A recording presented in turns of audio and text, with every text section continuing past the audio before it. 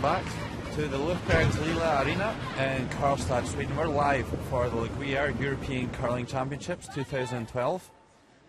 And our featured game this morning is the conclusion of the round robin. And myself, Logan Gray and Kenny Edwards will be calling the shots along the way.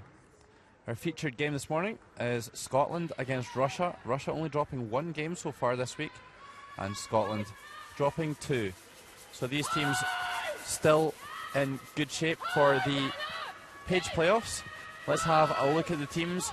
Team Scotland, Claire Hamilton playing lead, Vicky Adams playing second, Anna Sloan playing third, and Eve Muirhead skipping. And then we have the Russian team, Ekaterina Galkina playing lead, Margarita Fomina playing second, Ludmila Privivkova playing third, and Anna Sidorova skipping. Scotland will be playing the red stones and have the last stone in the first end, and Russia will be playing the yellow stones.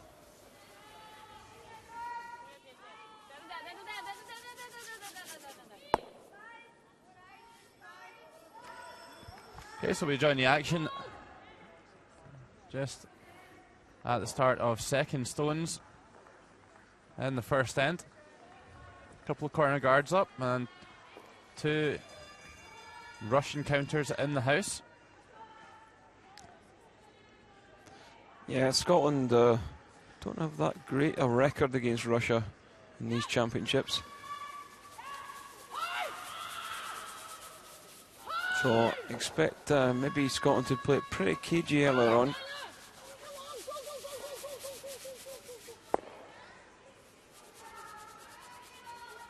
you find that's a usual thing, Kenny? Maybe a team's got a bit of a bogey team, a team that they struggle to beat. Did you ever have one of them? I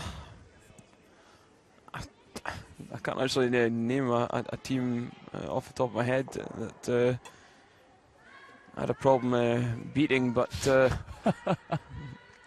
it's a lot of teams, yeah, they generally do have a team that they struggle against. Generally, that's every team for you, Logan, though. I can hold my own against most, Kenny. So here's Fomina coming around the corner guards. I think Scotland will be reasonably happy with the start of this head. The centre of play wide open. And that's really their first chance to get around this corner guard and try and generate some offense here in the first end.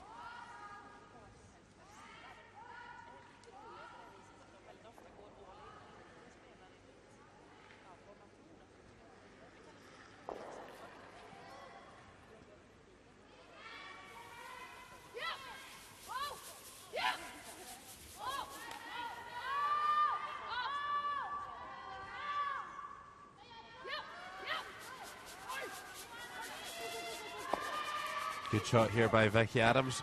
Comes around and removes that stone.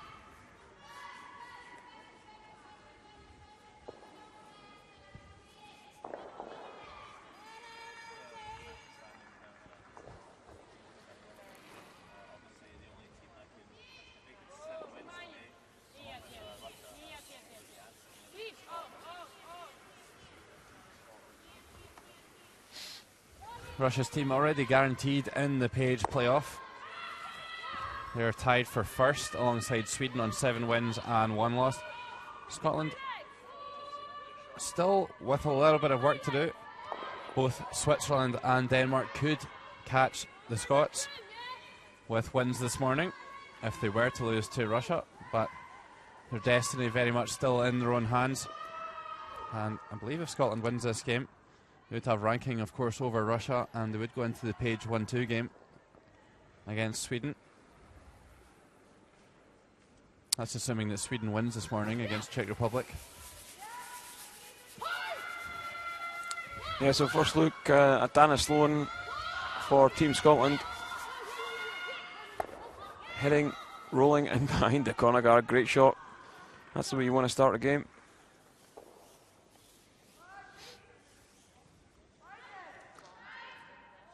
And probably rolls far enough just to make the freeze a little more complicated. Here's Ludmila Privivkova.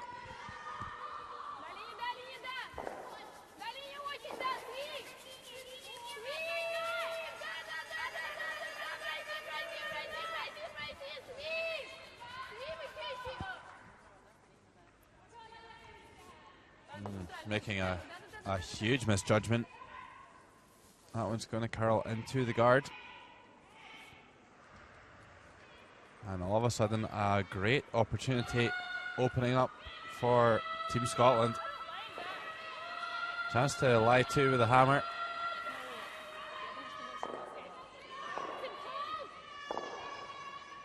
Not a great fan of this call, Kenny. No, you panel around that guard. You don't play the hit on this, but nonetheless, I think you play this, you've got to play the nose hit. You don't play the run in behind the guard. Yeah, you need to keep the stones in the house far apart, and I guess they're maybe just trying to make the scoring area a little bit bigger. Doesn't really apply a lot of pressure to Russia though.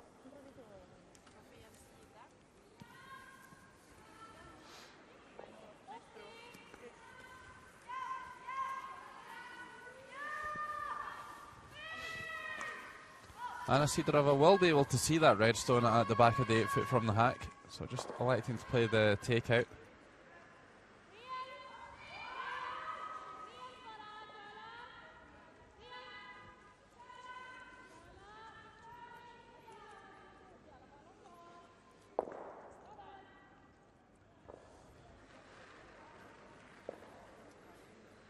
And here she is, the young Russian skip.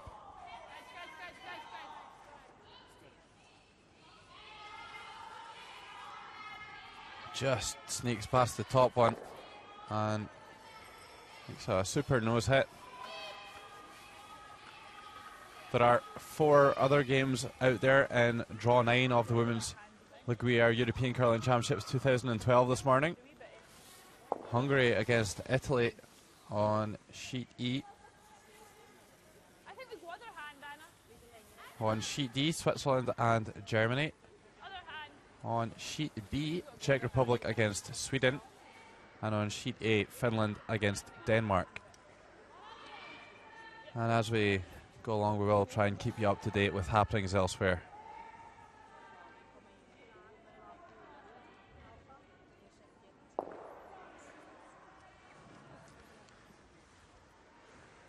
Yeah, so Scotland with last stone and Eve Muirhead. Going to try and hit and roll and look for a bit of cover. Yeah, if she could check underneath her own redstone right here, that would be a great result. Oh, actually checks over behind the centre guard.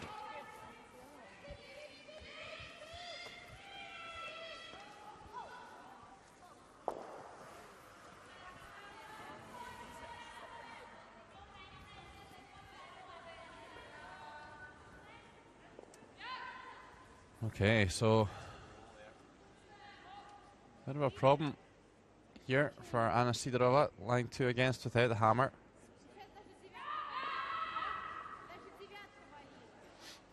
I think the key here for Scotland, Kenny, is that they get off to a good start and get ahead of Russia. I'm sure I said to Sander earlier in the week in one of our broadcasts that I don't really recall too many big comebacks from Russia in the past. I think when they go down, they usually stay down. And I just think there's a little bit of a lack of fight in them. They're great front runners though. So yeah, certainly agree with that, Logan. Once they're up in a game, they're very hard to get back at.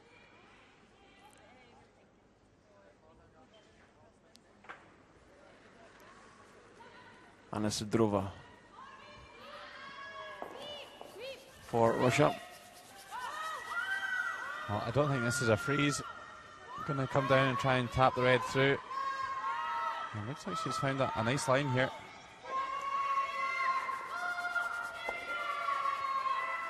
I would have liked to stick in the 8 foot there. And Eve Muirhead will have an open draw to the 8 foot to score 2 in the first end. Yeah, I don't mind that call, Logan. It's first end. There's no point in maybe playing the freeze and giving up a 3. Think even still they threw maybe too much weight for the shot? Yeah, it's a little bit too much weight.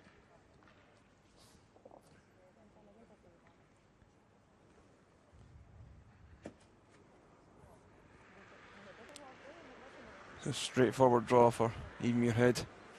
Needs a piece of the 8 foot though. Here with our final stone of the first end.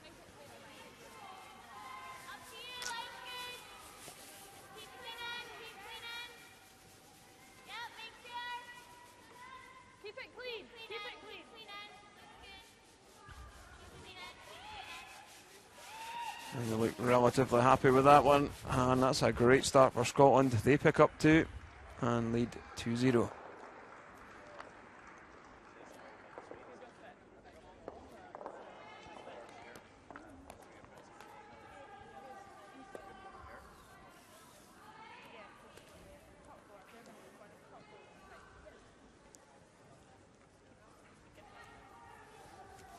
So do you think we'll see Russia go aggressive and go with a corner guard in this second end? I think they will. They will throw a corner guard, Kenny. I don't expect them to go too offensive at this point. Maybe take some calculated risks. But still a long way to go in this game. Don't need to set your stall out too early. They certainly won't want to do what they did against Sweden and be something like 15-0 down after 5. So we'll see Scotland go into the house, and then Russia will make their mind up whether they're happy to run with it for a couple of ends or whether they want to put up a corner guard.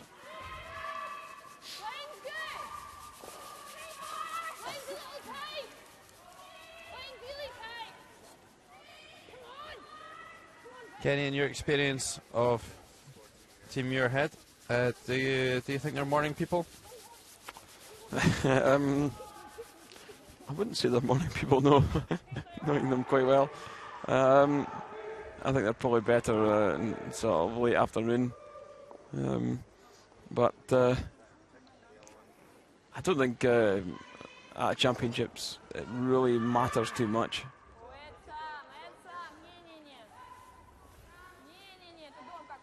Katerina Galkina for Russia.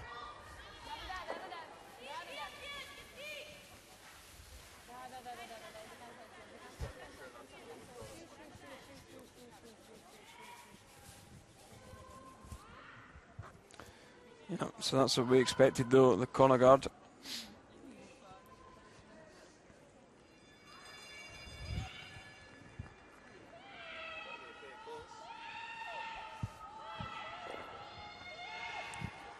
So Claire Hamilton, who's been pretty solid all week throughout the round robin.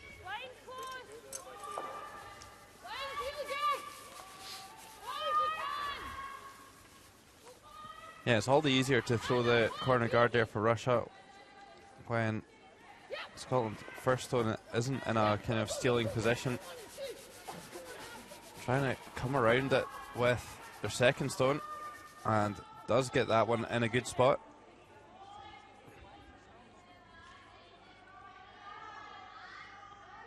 I think we'll see Russia just trying to rummel things around here a little bit.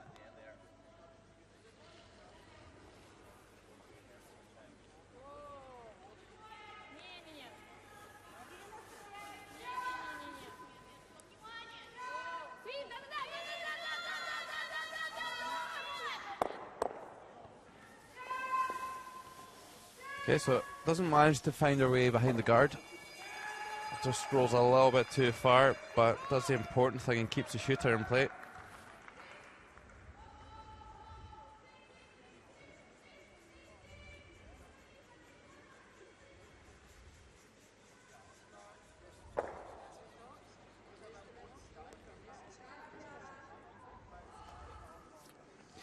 Yeah, so Vicky Adams will be asked to play the takeout, maybe roll in behind the corner guard.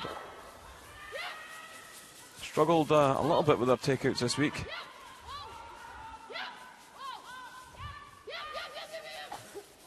Think there's any particular reason for that, Kenny? I think obviously the team's got a bit of practice and things. I think she came in to throw some stones late on Tuesday night. Maybe just not sliding directly at the broom.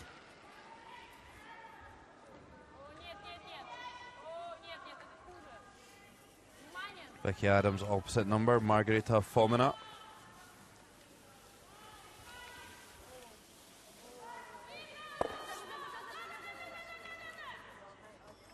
Does make the hit and roll in behind the corner, so not too worried that that red is still biting the forefoot.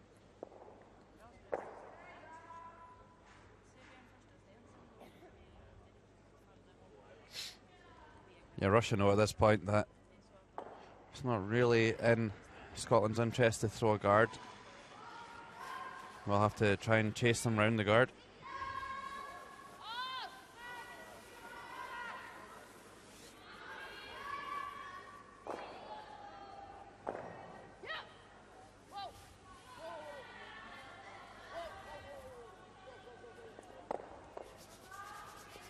And a good start to the game for Vicky Adams. She could hold the key to success in this game for Scotland. And maybe for the whole tournament, Kenny. Yeah, I've got to agree with you, Logan.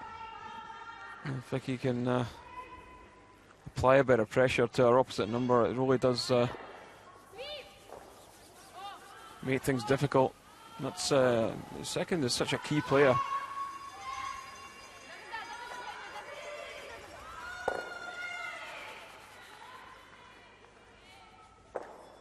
Super shot here by Fomina. Sprays the red granite from play and checks over and behind the guard. First end completed in all of the games in draw 9 here in the Löfbergs Lila Arena. Italy scoring 2 in the first end against Hungary. Lots to play for Italy still.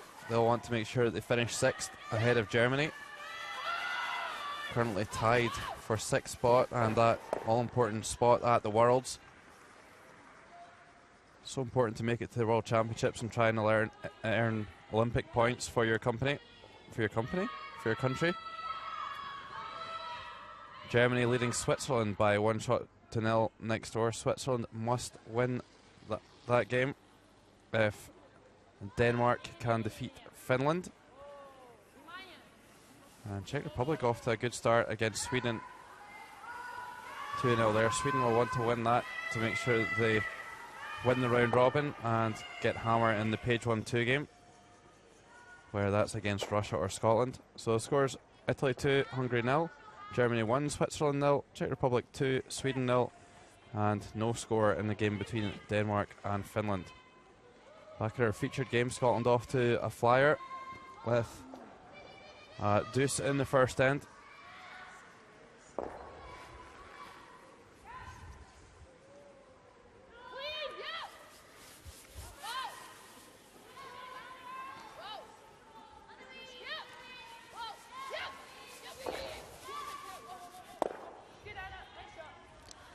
And a slow on the third player for Scotland, just heading and rolling to the centre line. There is still one guard, and I do like this call. Do you like the come around with this one, Logan? Yeah, I think so. It's quite late on, but might still get a mistake out of Scotland yet.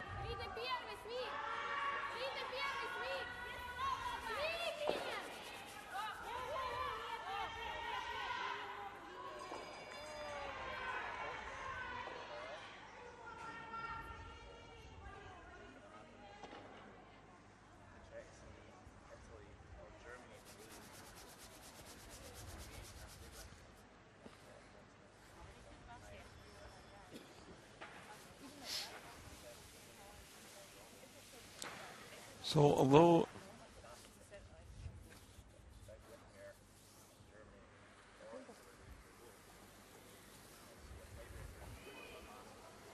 Scotland setting shot. They're going after the yellow in behind.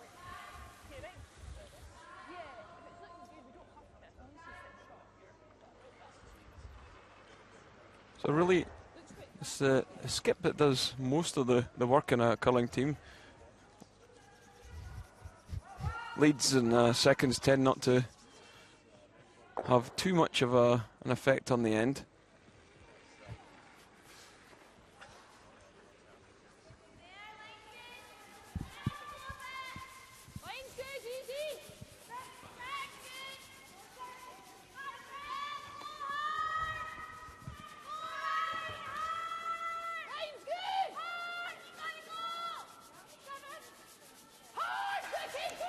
And this one from Eve Muirhead, going to over curl.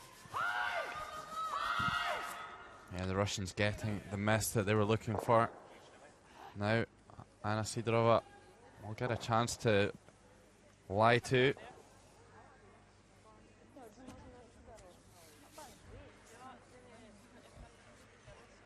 Yeah, a little surprised at that from Eve Muirhead. I think you play plenty of weight at that. Tighten the ice up, and even if you crash the guard, it's not a complete disaster. Yeah, your shooter will roll to the centre line as well.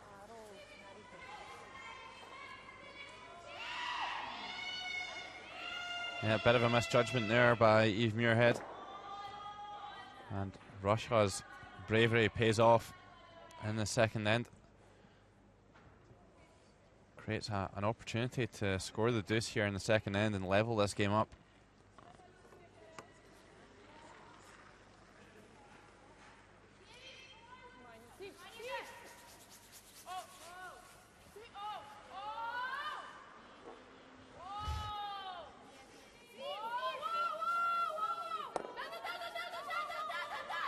And have they managed?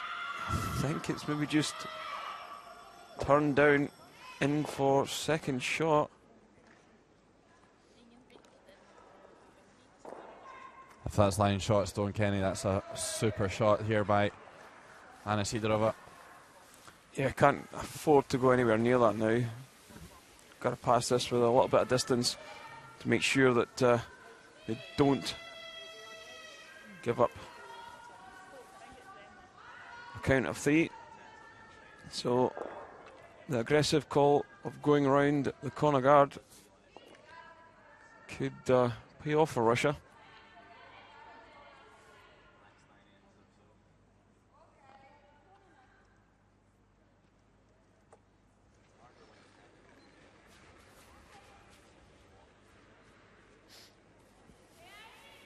So here is Eve Muirhead, and how big a shot could this be in the game? Needs to find her way onto the tee line. Lots and lots of curling to do here. Oh, needs this one to stop.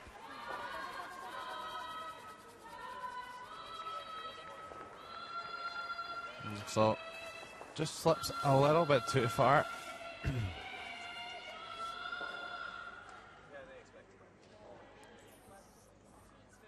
This is quite a nice situation for Anna Sidorova, because she can be quite aggressive with how she plays this shot. Even if she over curls a little bit, she can rub off the top yellow.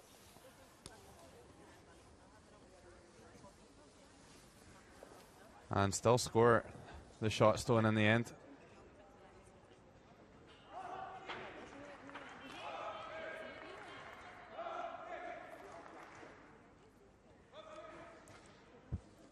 Doesn't have to do too much with the red stone here.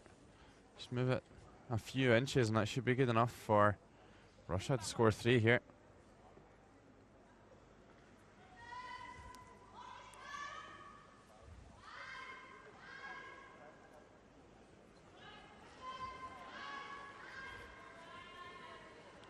Final stone of the second end, Anna Sidorova with a glorious opportunity.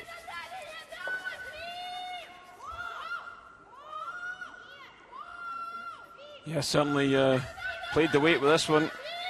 Not hanging around. Line's looking really, really good. Oh, this is a great shot. And Russia will certainly count two and probably take a measure.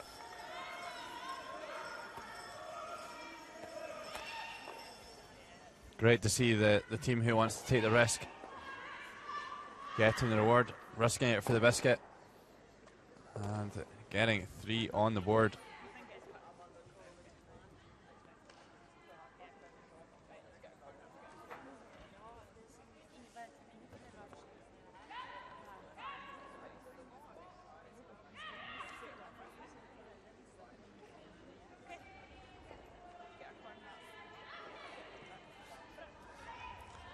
So we'll just wait on the measure to be brought down to this side.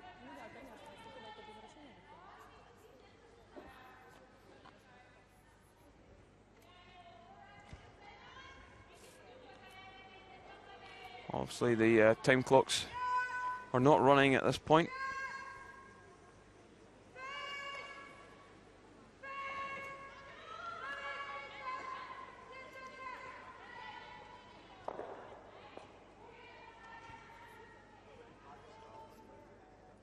So, umpire just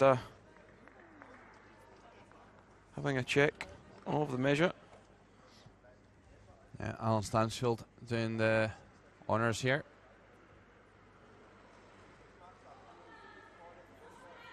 And it's a yellow, and it's a big 3 for Russia.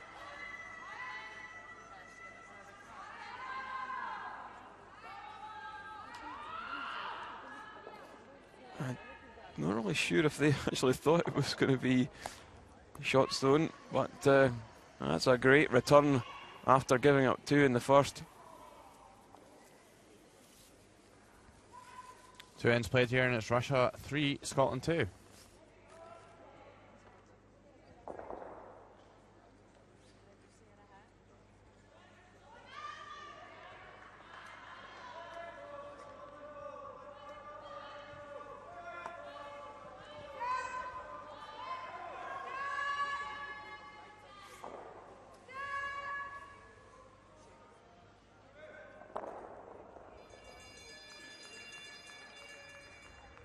So, Katarina Galkina for Russia.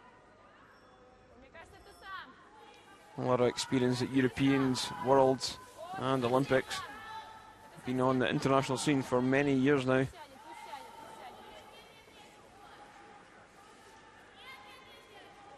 Yeah, it feels like Katarina's been around forever. Still only 24 years old.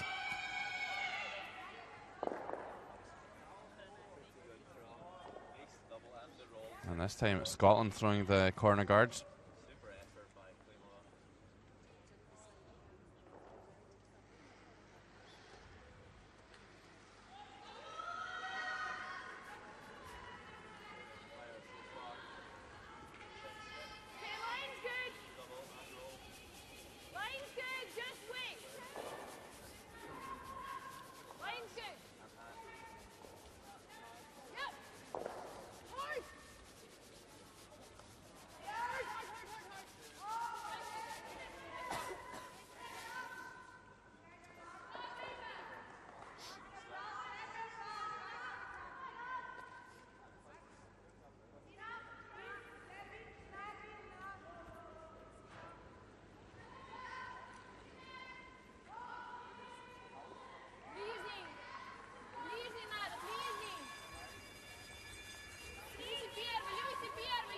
Expect to see a tight guard go on for Russia.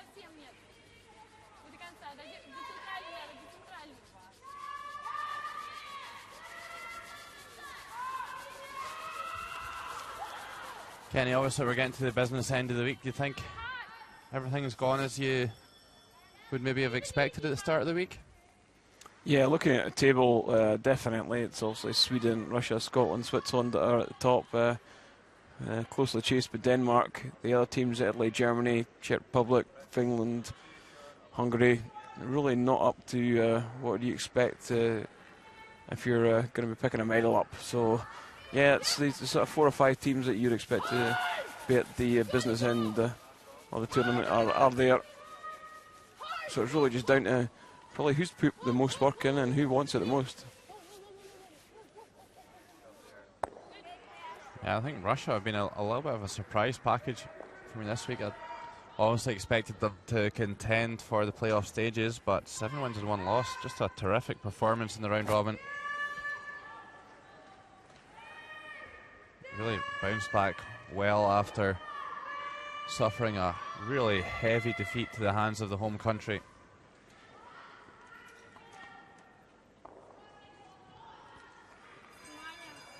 I think that was about game 5 in the round robin.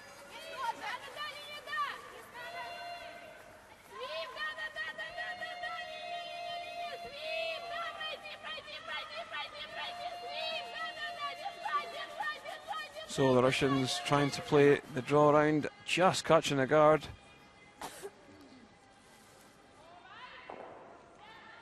And Scotland will just try and remove it and rolling behind the yellow. Well, Femina for Russia just not quite getting the desired result.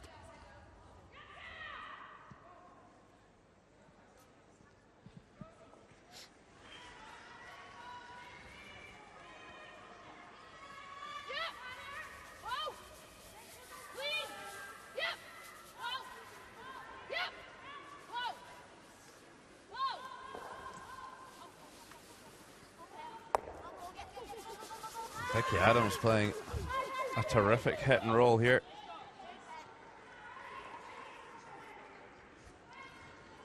And the momentum's going to and fro in this game, back and forth. Scotland now in the ascendancy in this third end.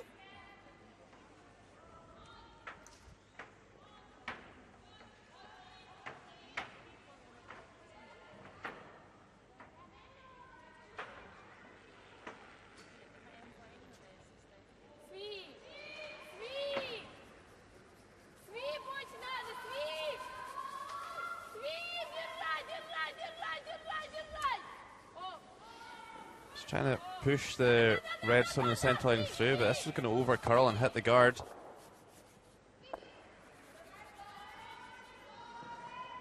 And Scotland still lying 2.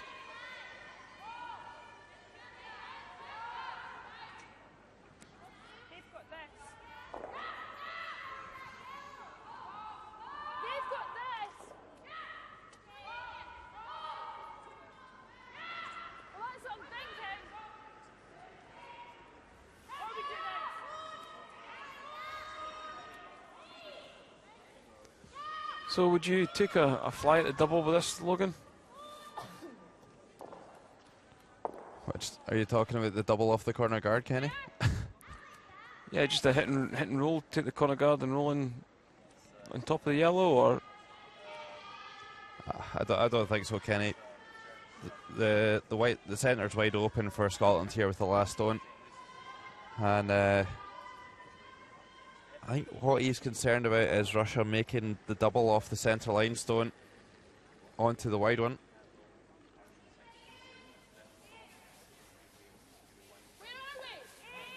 Maybe trying to play a split off the red, try and push it back the T-line and change the angles up a bit here. They've got to get good separation though, and they haven't. I think that was a very difficult shot to play. They were always probably even making this double easier. Yeah, that's why I quite liked playing the bump on the corner guard and roll the shooter in.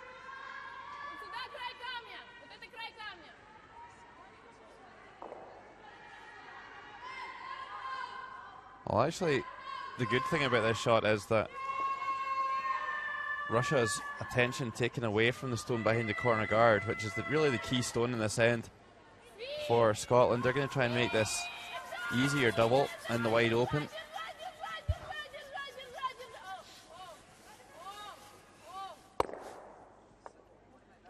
And in behind that corner guard.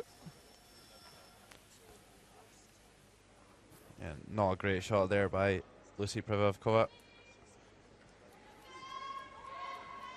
It's ended up in a reasonable position though, Logan. It's in the second shot. And it tightens the scoring area for Scotland.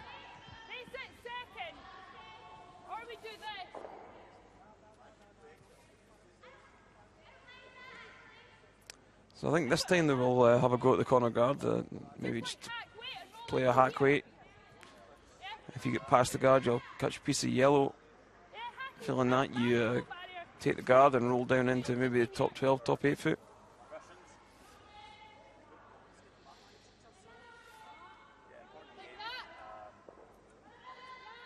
The other option, of course, is to come around and play the corner freeze on that yellow that Lucy Privovkova just played.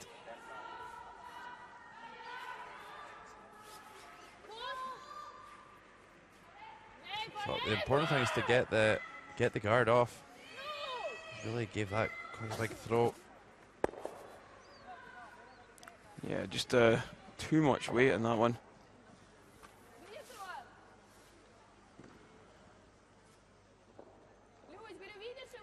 Didn't get the result they were looking for.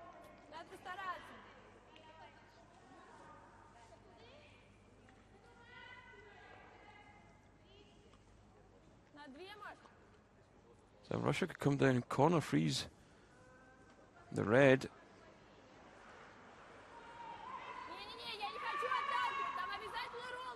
I think they may even be able to see enough, Kenny, to move that red. Chip and roll towards the centre line and lie to.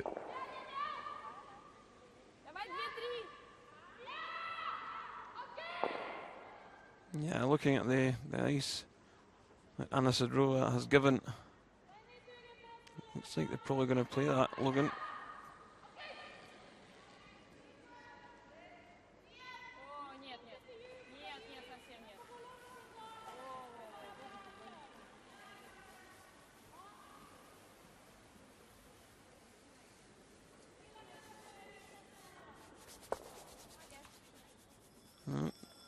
Just doesn't curl enough at that weight. Rolls out of play.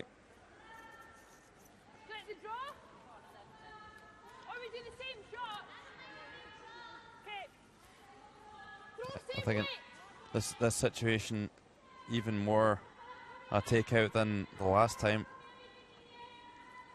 Much more value in playing the freeze the last time than this one.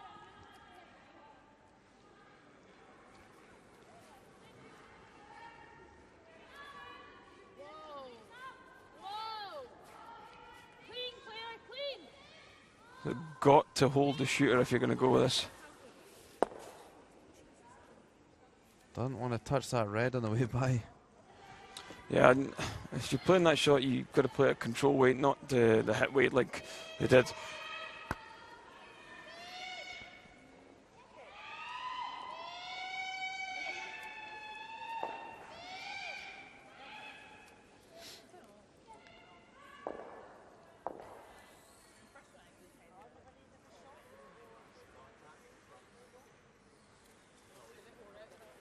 So do you think you can maybe play the in-turn draw into corner freeze this red? Yeah, absolutely. There's so much curl from the hog line in. Looking to hang something up down the centre line, and then should start peeling off the centre line at the hog line. Just sneak one around that yellow, protecting the red. Not the easiest shot ever though for Anna Sidorova. Very much just playing to an area. Just needs to get slightly past that Yellowstone and tuck an edge.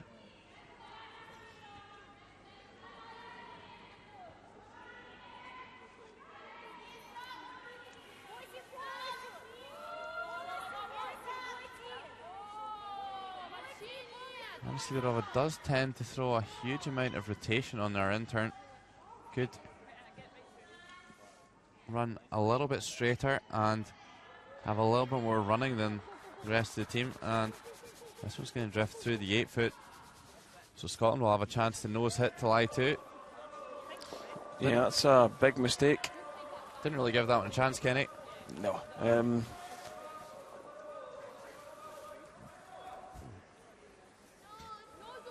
Just maybe not getting the weight. I mean, she's played 2 takeouts rather than draws. So I'm just struggling to find out what to play early on in this game.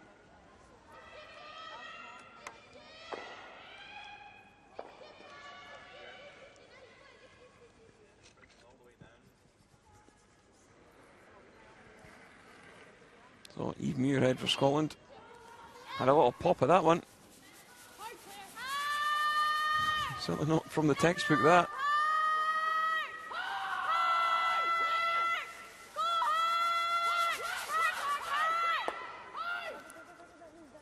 Is this going to hang around in the 8 foot? I don't think it is. That's a big mistake there by Eve Muirhead.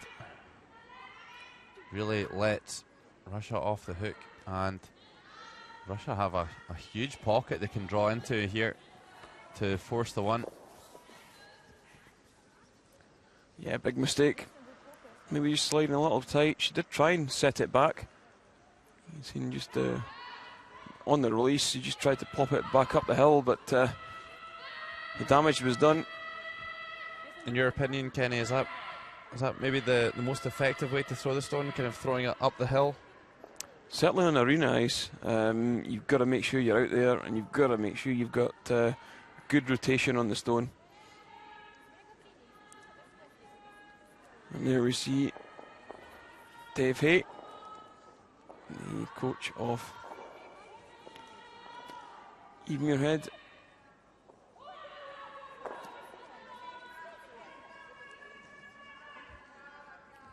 I'm sure he'll be concerned at how things have started off in this game.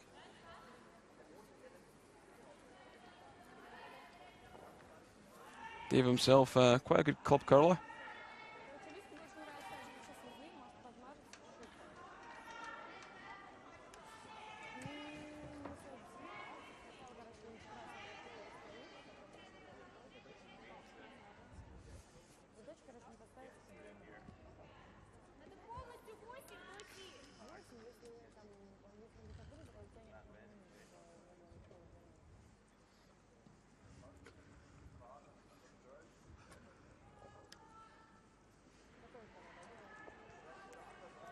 Okay, so a much easier draw this time for Anna Sidorova.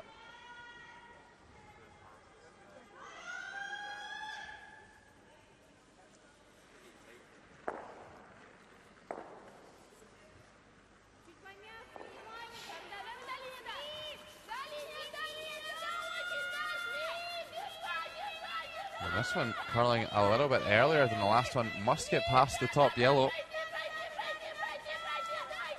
I think they're going to have to work hard, and they don't.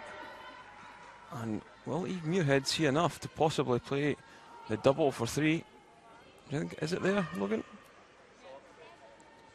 I think maybe the yellow. No, it's not there. It's just not quite run far enough.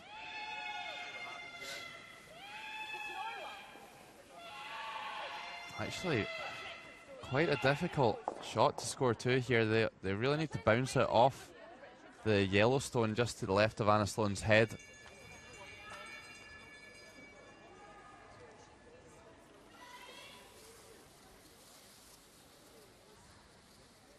So important to make sure they score 1 here. Yeah, don't want to give up a single. So a few mistakes from both sides in this game so far.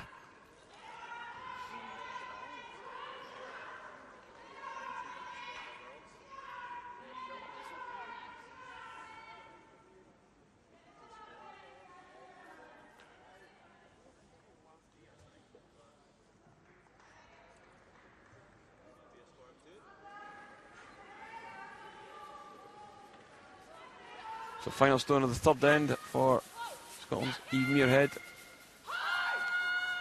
Trying to pick up 2 and take the lead. And jammed that one, and Is that going to be a steal for Russia? It is. Yeah, that wasn't really the mistake though. It was her first stone. Totally complicated the end up a little bit. And Anna Sidorova manages somehow to get a steal here in the third end. Russia now leading Scotland by 4 shots to 2.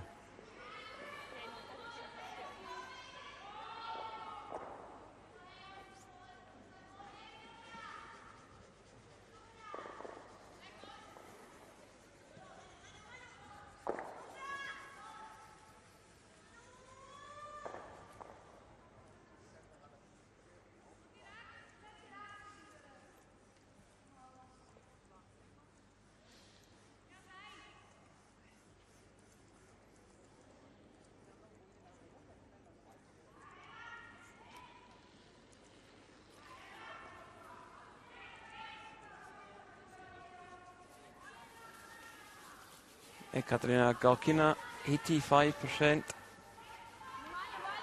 through 3 ends.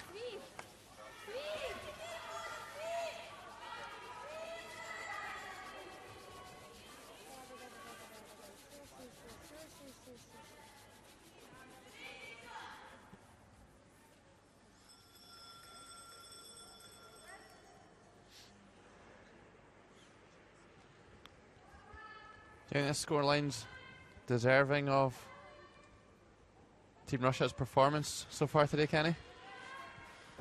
Yeah, I think so. But I think Scotland will just be disappointed with their setup play. They do tend to make things really difficult for themselves at times.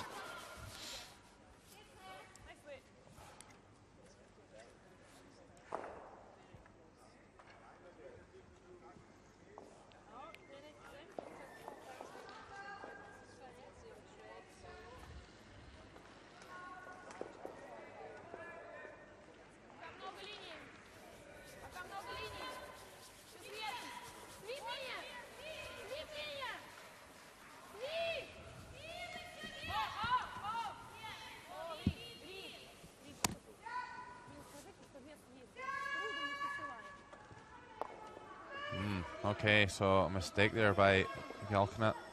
Maybe a little bit pacey. And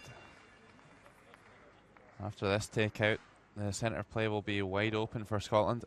Need to make sure that they hold the shooter. Sure that if they hadn't rolled out the rings, then Russia would go and play the peel on the corner guard. So here's Claire Hamilton.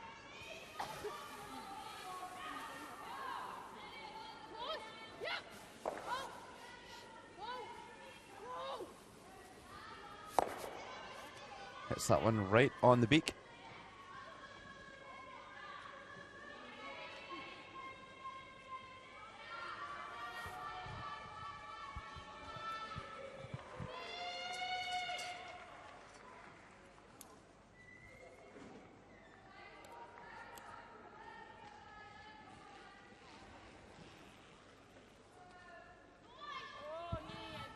What Scotland will be looking for from Margareta Fomina is just a hit and roll away from the guard, just to open up that draw so they can get one in behind.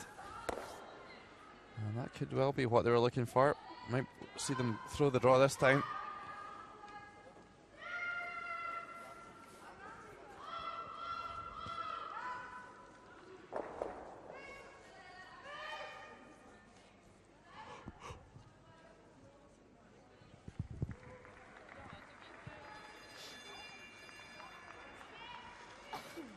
Becky Adams made a very solid start to the game, playing 91% through 3 ends. I don't think that's really where Scotland have had their struggles today. A couple of misses from Anna Sloan in the last end, really being costly. Oh, get second prize there.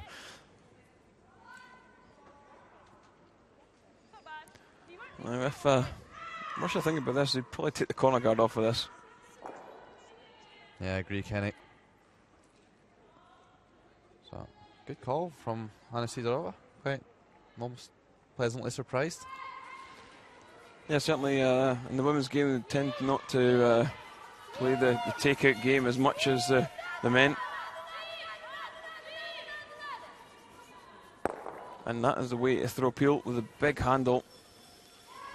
So, good call, executed well as well from Fomina.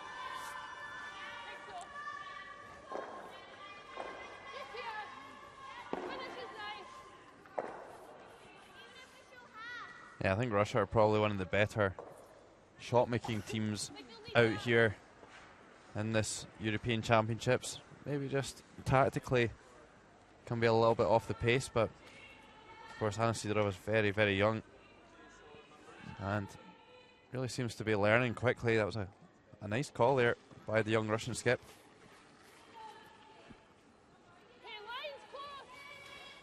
So no corner guard to use. Vicky Adams is going to try and loop one right around everything.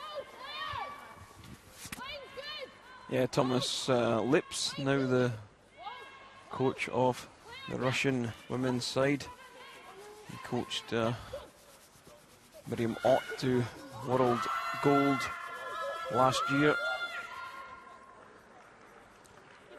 So maybe they're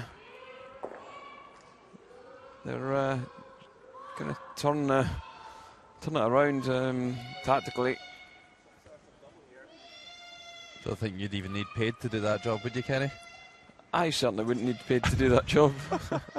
I don't think many guys would be needing paid to do that job. Okay, so that's actually a really nice shot there by Vicky Adams. And forces Russia to take some risk here and throw the draw.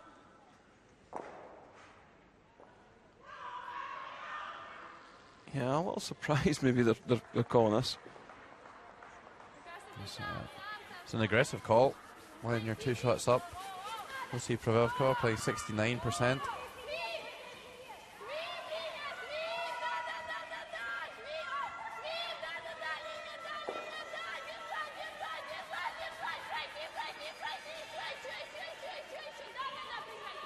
Oh, great shot though. That's an absolute pistol from Pravovkova. Playing well this morning, the Russians. Yeah, you can see why they're on 7-1 in the tournament.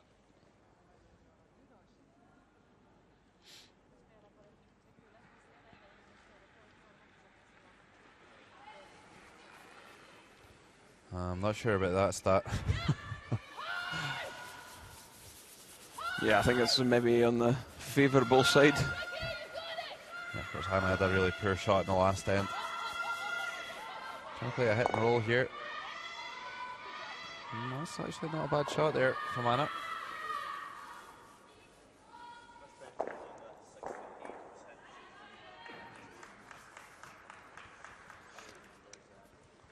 Oh, big call. You don't expect to see teams call the guard in this position.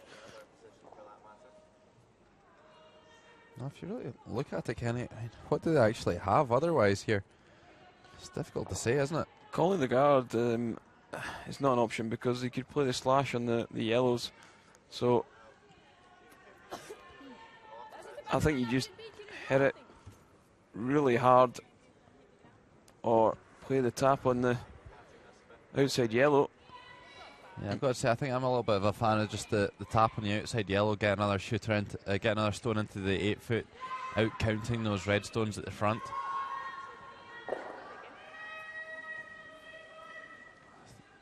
Don't think they're going to be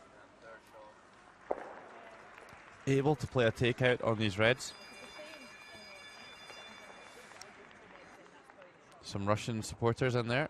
That guy in the front row doesn't look too happy about life.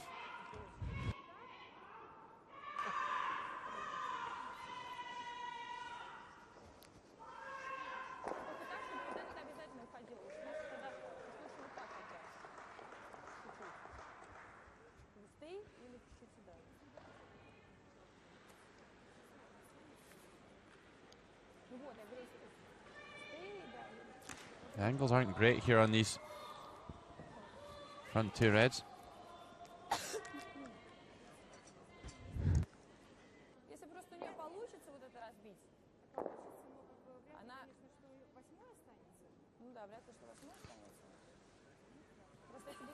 So I think they're just going to blast this. I'm not exactly sure, but If they could roll both of these reds away from the centre line, then it might not be a bad option.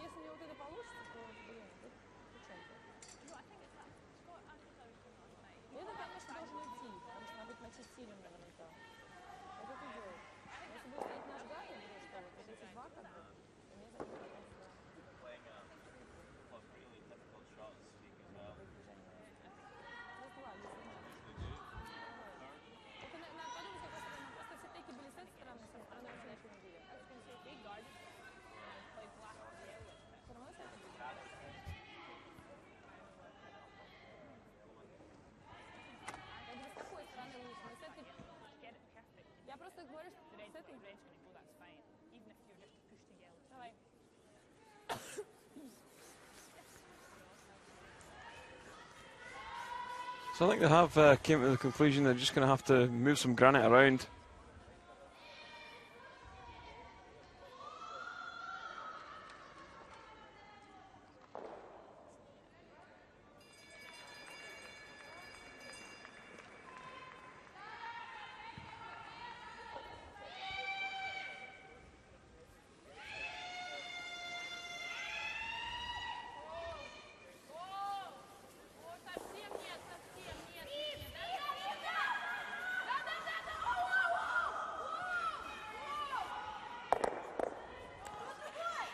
So they do sit one now in behind, but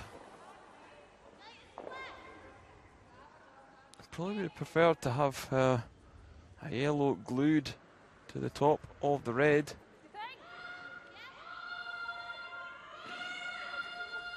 So if Scotland could make a nice double and roll in behind the yellow, they'd be looking good to pick up the score.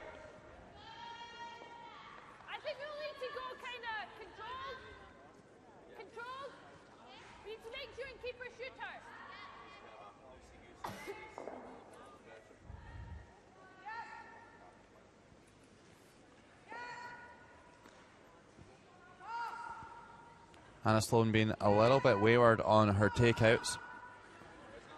But the important thing here is to keep the shooter in play.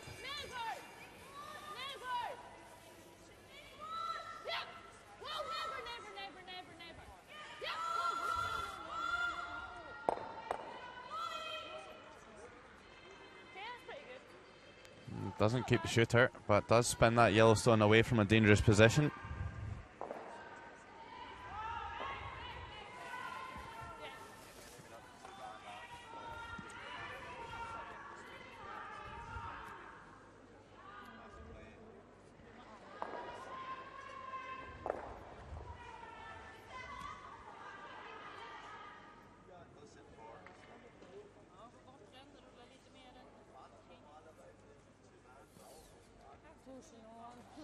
So quite an interesting fourth end in our featured game.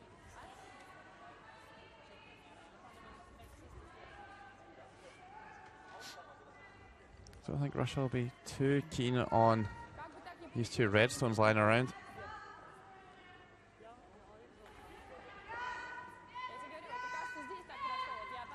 Could just pan the double here.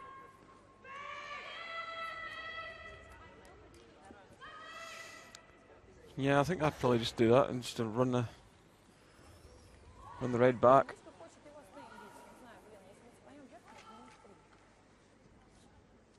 They're going after this back red, but whatever they do with that, I think very much they're going to leave a double takeout for Eve.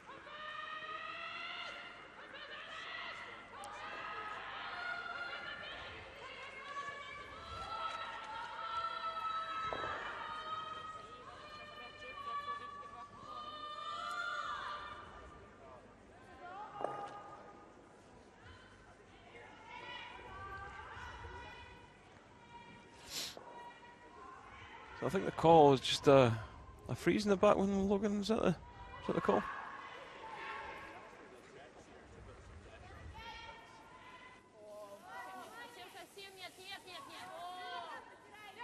No, I think they're trying to push this one through, Kenny. Certainly. What a wait for a draw. Oh boy. Well, we've seen some shockers in this game, and that could be the worst one yet. That is an howler. That is not what the doctor ordered. Scotland now sitting 2, and a great chance of taking that 3 straight back that they gave up in the second.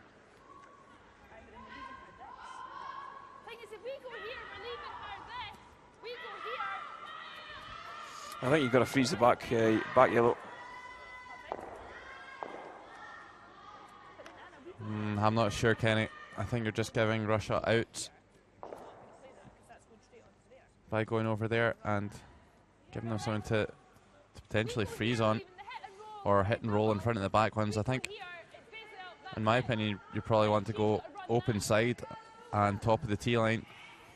You do that, Logan. You've got a relatively easy hit and roll in behind with some garbage in front. So you see Olympic champion Rona Martin, Sarah Reid, the alternate, extreme right, and Dave Hay, the coach, on the left.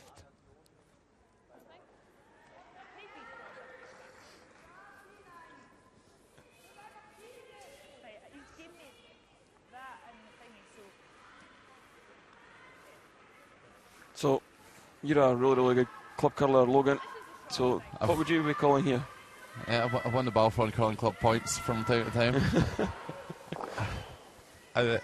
I think open side, throw to the right hand side of the picture, top 8.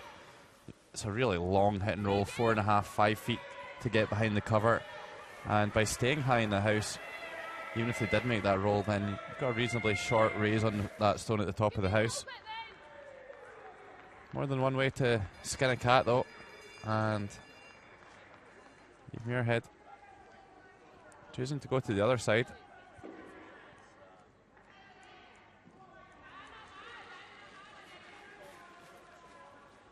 Here's Eve Muirhead playing 69%. And with a good stone here, this could be a lucrative end for Scotland.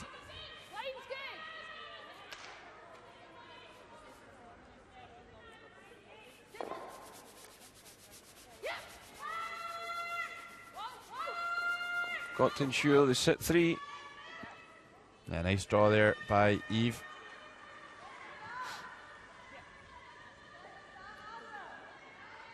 I think it was important to stay top of the tee line there. You don't want to give Russia something to freeze on, or for the hit and rolls to go too close to that backstone.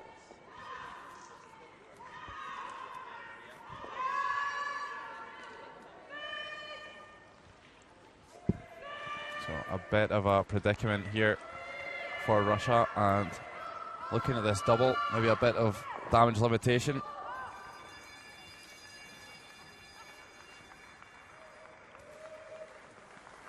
Anything that Russia need to be wary of here, Kenny? Yeah, they've got to make sure they're not on the tight side, and should they drive the red back onto the yellow in the back 12.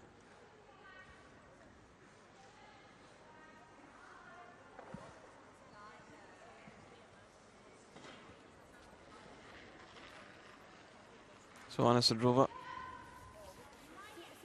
trying to prevent Scotland from picking up a big count. Pretty close. How's your luck? Just flicks the back one. Nice shot there by Sidorova. However, Eve Muirhead has the 8-foot circle to score 2 in this 4th end. And that would tie the game up after 4 ends.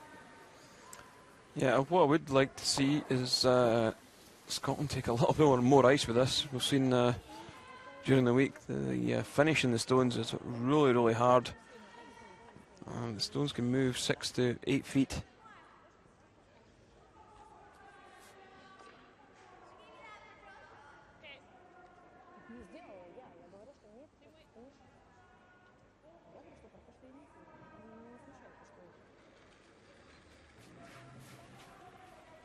So final stone of the fourth end for Eve Muirhead. Eve looking for a piece of the 8 foot to pick up to. I certainly don't think Eve would have been erring on the tight side there. However, it's howling down.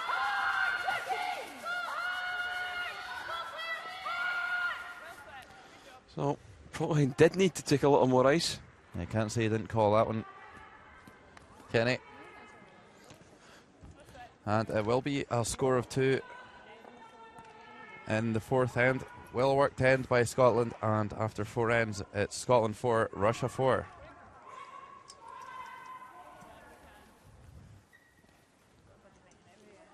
Yeah, if I keep calling the right shots like that, I might get myself a job coaching.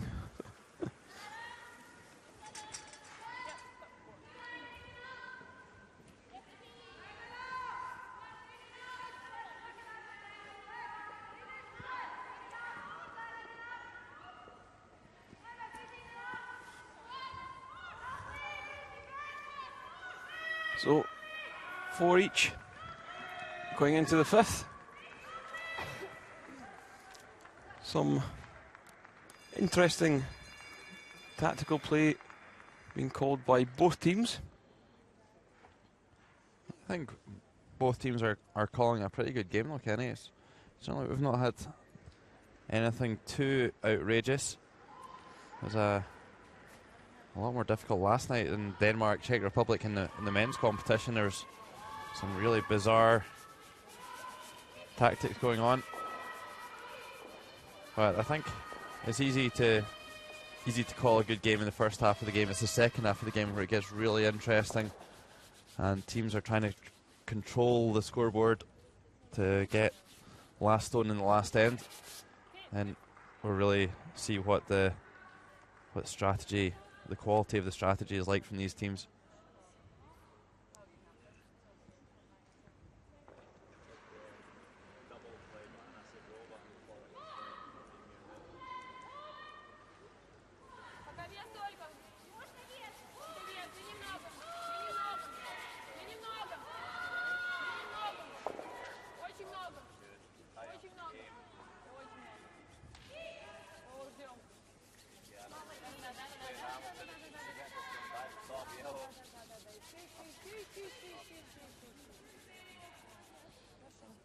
Okay, so a nice draw from Katie Galkina.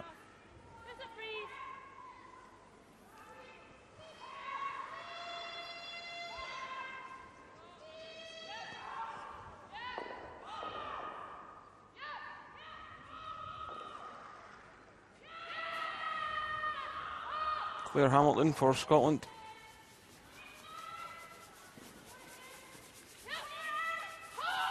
Lead on the team, just trying to corner freeze, but this one looks pretty short for weight.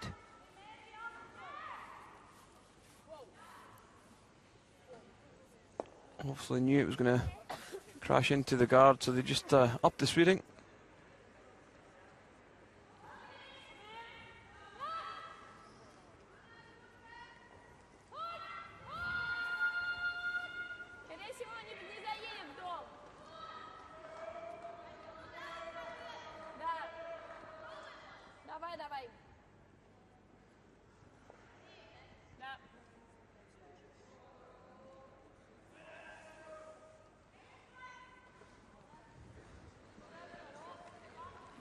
So Ekaterina Galkina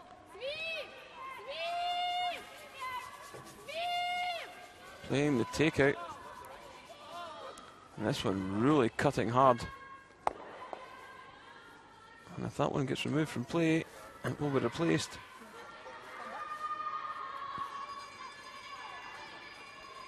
That's an absolute shocker, Kenny. Yeah, it's probably the worst shot I've seen this week. No, I've seen a lot worse shots than that.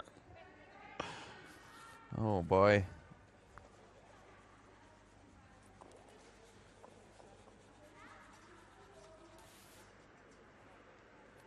was maybe a slightly harder shot than it looked. Couldn't afford to hit on a high side and jam the red onto the yellow.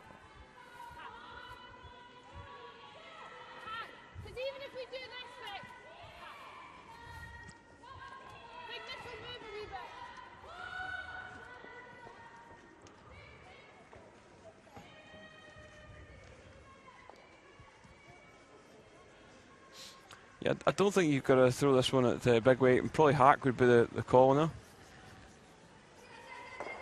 I'd be tempted to even just play a tap here, Kenny. Just move stones around and try and generate some offense in this end.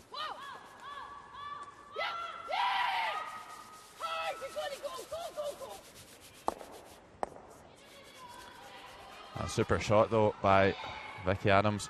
Pushes that yellow all the way through and keeps the play in the centre of the sheet.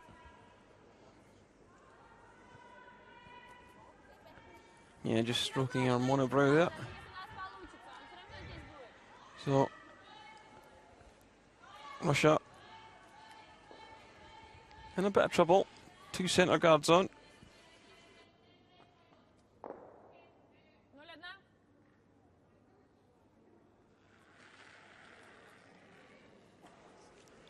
So this is Fomina for Russia.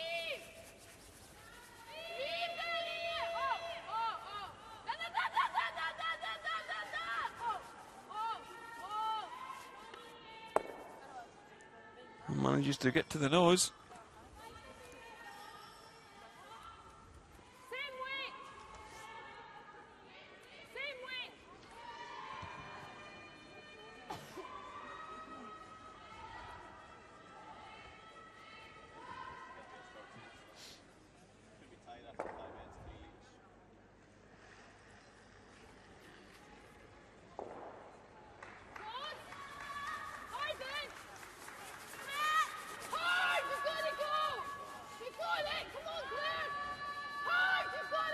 Just using the brushes to hold this one up the hill. And sneaks it by the guard. Good sweeping there by Hamilton and Sloan.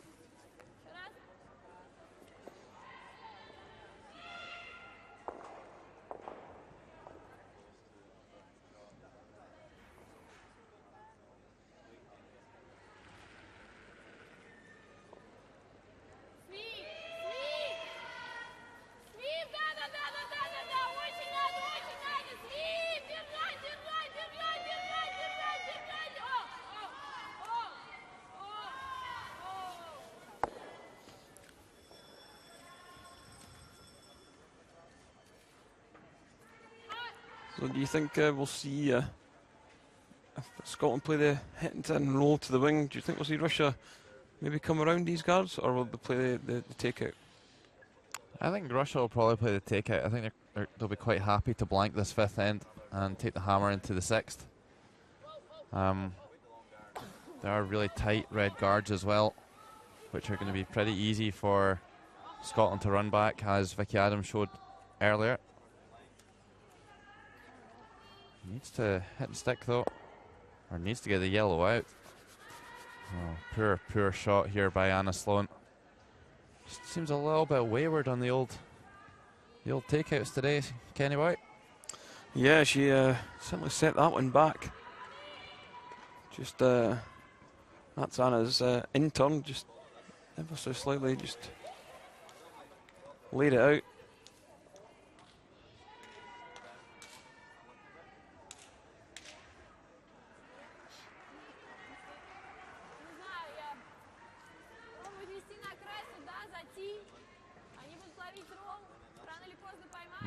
So, what do you do if you're Russia here? Do you go around the centre guards, or do you draw the open side to lie to?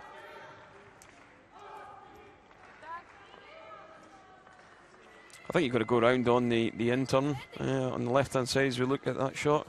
It's, I like this call. Maybe one of those ones that you don't want to get fully buried, Kenny? Yeah, you're probably right.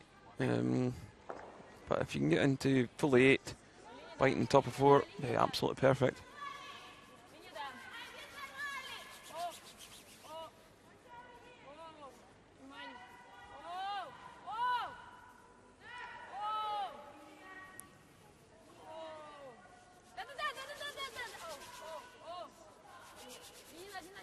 This one's pretty good. That's exactly where you want it. Okay, so it does curl fully behind the guard, and it does make this shot a little bit easier probably for Scotland. If they can bang that red right on the nose, and they will stick in behind the cover.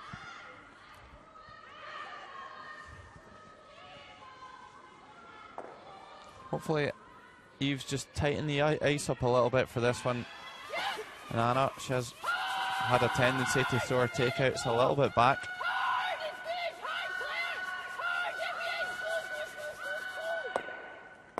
And just over curls. So maybe she did tighten the ice up and she didn't get the throw she expected from Anna there. Yeah, so Russia building a good end. Chance to hit and stick. The one thing that Russia just need to watch out for here is that those guards on the centre line are now covering each other a little bit, so that could be Scotland's out in this end. If they can get a hidden roll behind those ones, then could really turn this end around very quickly for Russia. For Scotland. Russia looking good for the deuce here late on in the fifth.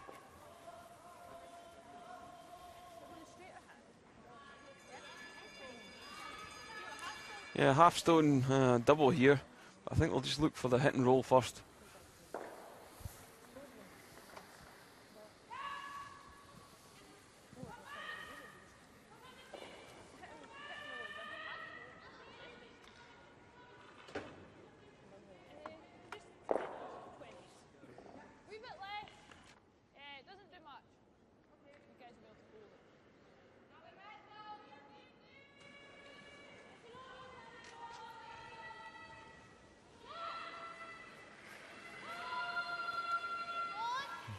Not an enormous weight here from Eve.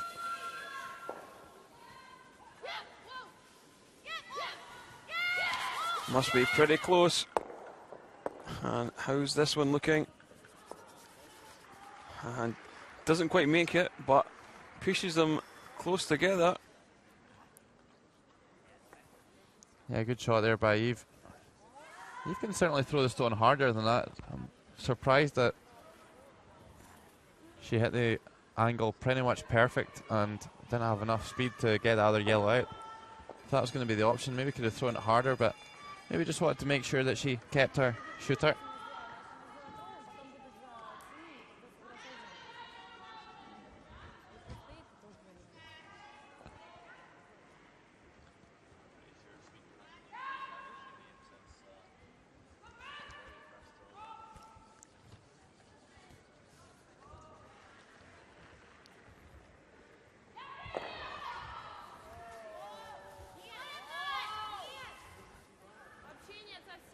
Pretty difficult here for Russia to get some separation.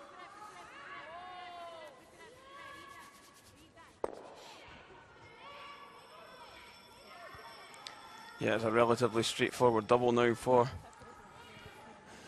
Eve Muirhead, just a half stone. I don't think Russia will be too concerned, though. It was a chance to score too. They could have just ignored that stone and gone around the stones in the centre, but I think they'll be quite content to blank this in. Yeah, I would say so. But what's concerning for me is that Russia really creating chances in every end. Scotland not really taking control of the game. Yeah, it's been a little bit of a roller coaster performance from Team Scotland.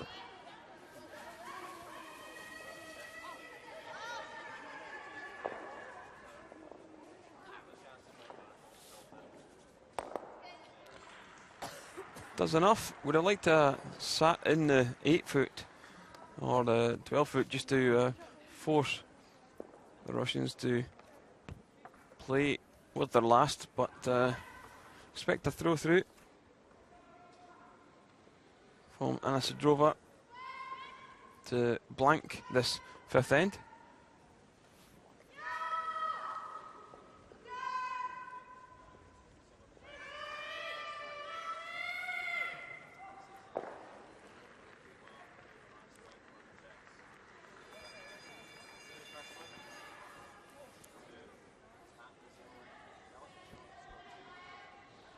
Okay, so Anna Sidorova just throwing this one out the side of the sheet.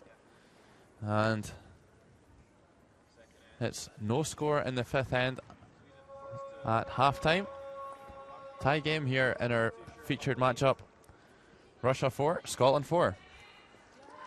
Yeah, teams will take a short break, so will we, so please join us in around 4 minutes for the conclusion of this game.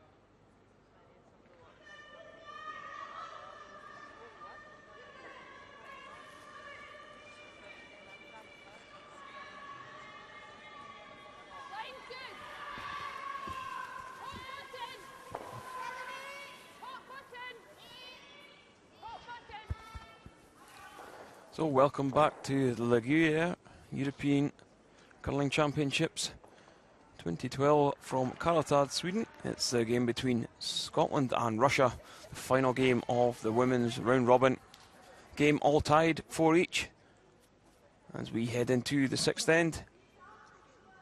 Anna Sidorova really controlling the game so far, but can't manage to shrug off this Scottish team of Eve Muirhead. Katerina Galkina for Russia.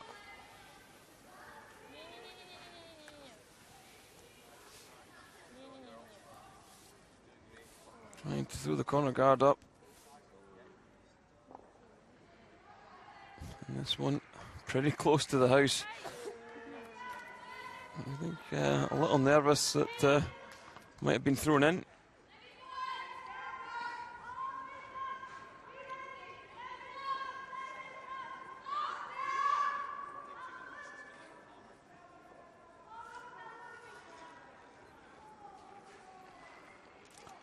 So Claire Hamilton once again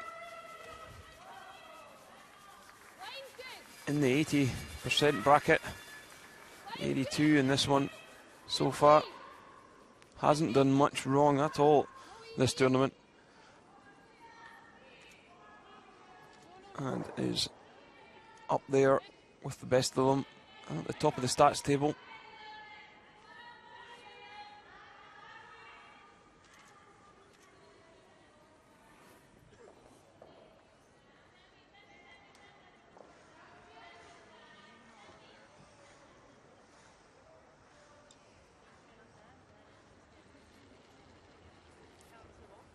So Katerina Galkina, 87%, out shooting Claire at lead.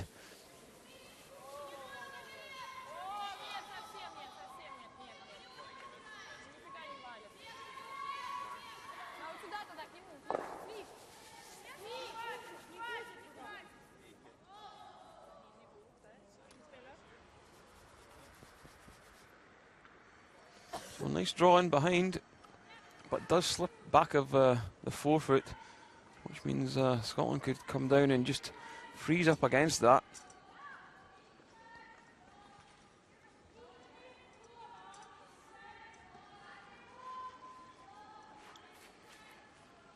So quite a high standard this morning. Vicky Adams at 88%.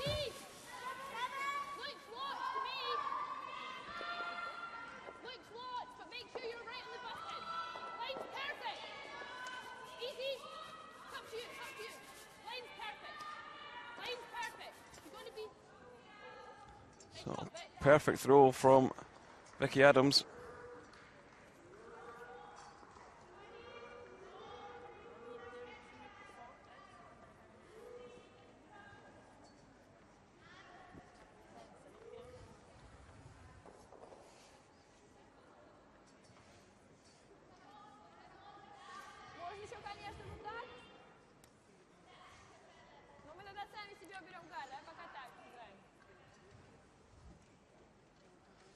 So I think Russia are making the right call by taking the centre guard off. Margareta Fomina, 90%. All the Russian team playing quite well. How's this one looking? Just catches an edge.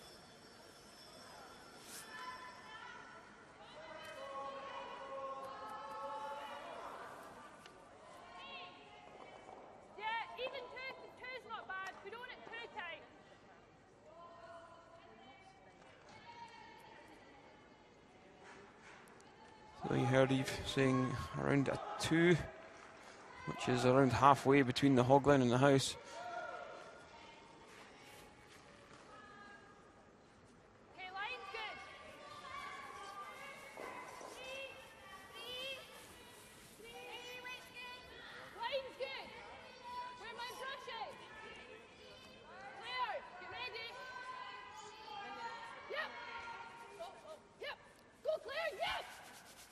So just trying to get this one to curl at the end. And that's a great shot.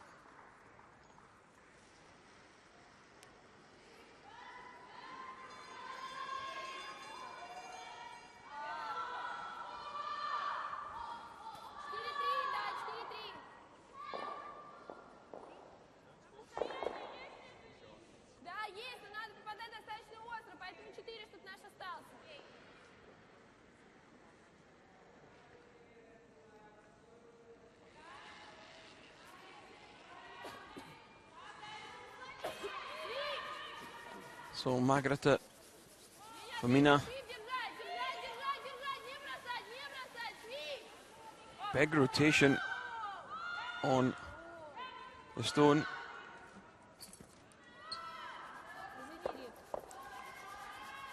Does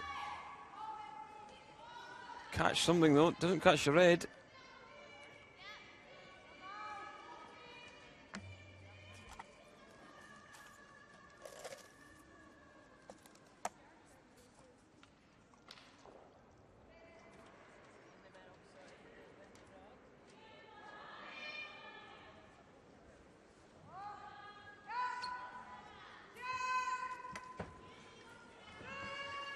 So Anna Sloan, 77%.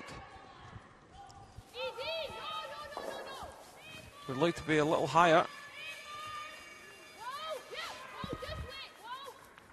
Yeah, I think Anna Sloan holds the key to this game. Usually such a tremendous shot maker. She's missed a few opportunities along the way though. That's a good guard there, blocking the way in.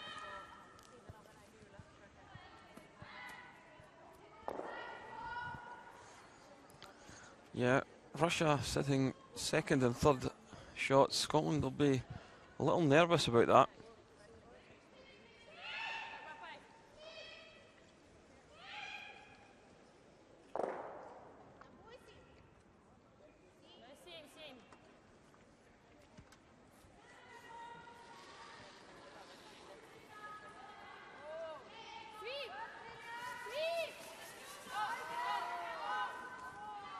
So Privivkova, 82%.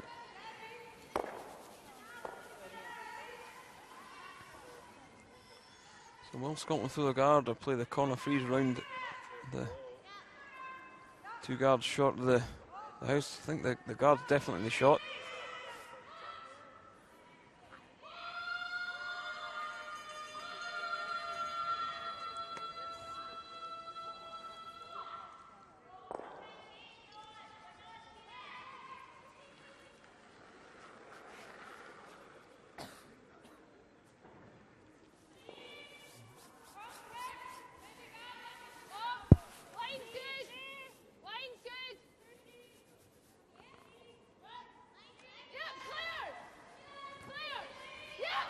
Things really hotting up here in this final draw of the round robin here at the European Curling Championships.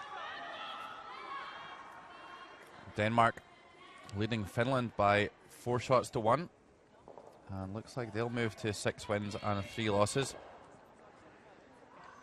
On sheet B, perhaps a huge upset on the cards. Czech Republic leading the tournament favourites Sweden by 5 shots to 2 at the turn, and Sweden have a lot of work to do there. Of course, our featured game, 4 each between Scotland and Russia.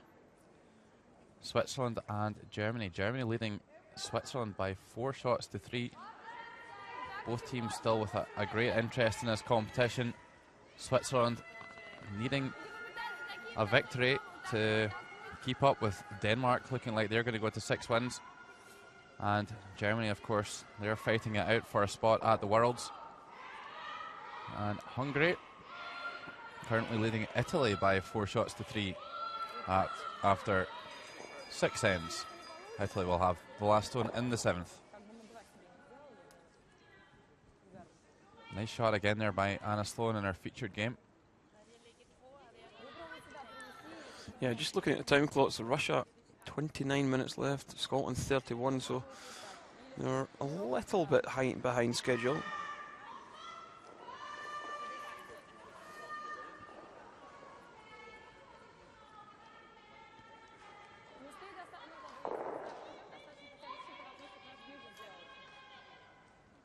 There's the Russian bench looking on. Zek in the middle and Lips on the right. Maybe somebody's mum on the left.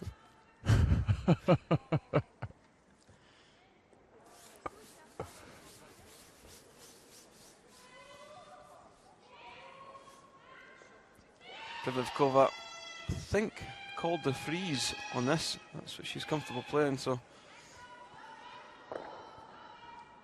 Yeah, I think this is a great call, Kenny.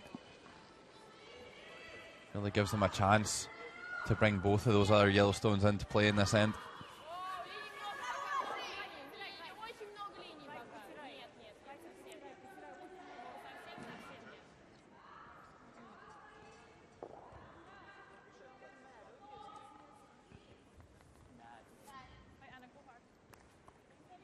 Couldn't afford to be heavy though, and that's a poor mistake. I think we'll see a takeout here, Kenny. I'm not sure. I mean, I think we might just see the draw in right on the top of it. Even if you bump the red back into the yellow back of the fort. Yeah, I think the chances are you're always going to have a good shooter, aren't you? Yeah. Lots of room for error here for Eve Muirhead.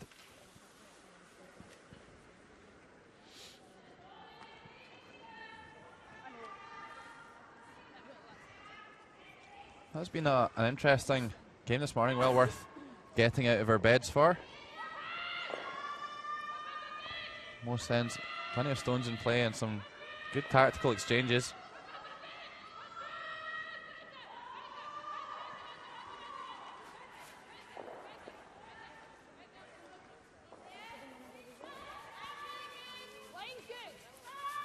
Eve Muirhead playing 78% at half time. Very decent shooting for a skip.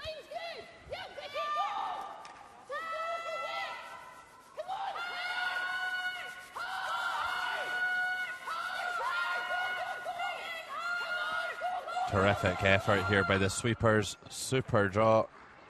Sweepers really making the skip look good there.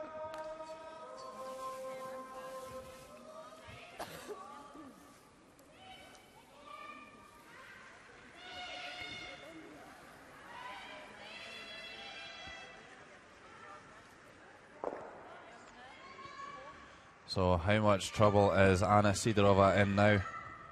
Kenny, how do you get out of this one? You throw the high hard one and try and pull this guard off and hope you don't run it back into one of the yellows. You don't want to stick this on the nose. And that's a great shot actually by Anna. Not only takes the freeze off, but rolls the shooter out the way and opens up the shot rock. Yeah. Scotland needing to tread a little carefully here. Russia now lying second, third and fourth shot.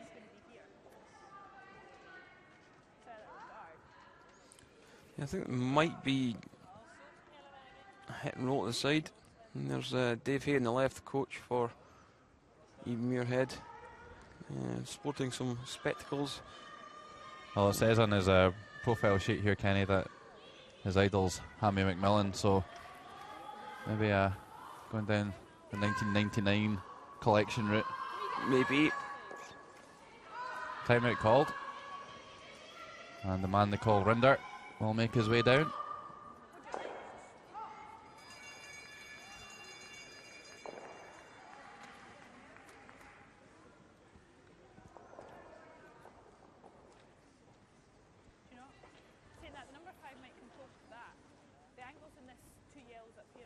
I'm pretty sure Dave's going to say play a takeout here. There's too many yellow stones lying around. Well, that's certainly the way he played the game.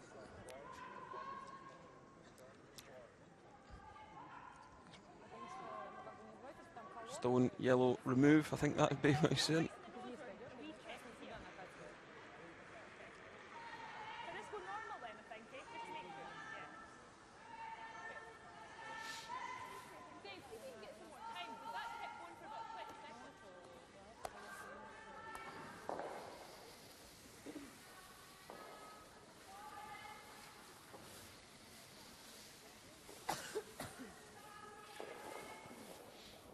Okay, so takeout called as expected by Dave Hay. Very much doesn't like that there's so much yellow stones lying around the 8-foot circle. I can't actually remember Dave Hay calling a draw though when he's been asked to come down onto the ice for the interactions. Well, there certainly wasn't as much need for drawing when you're playing pre-free guard zone, Kenny. Of course, the free guard zone rule didn't come into play until I think 1993.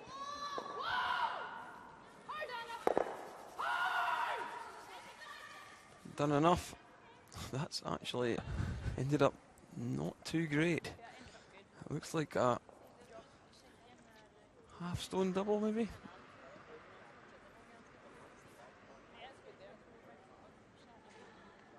Eve doesn't mind it. I wouldn't be too enamoured with this one.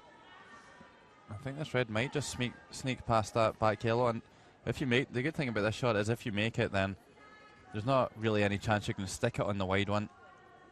And even if you do hit that wide yellow, it's going to fall through and you'll still score 2. So this is definitely worth a pop for Anna Sidorova.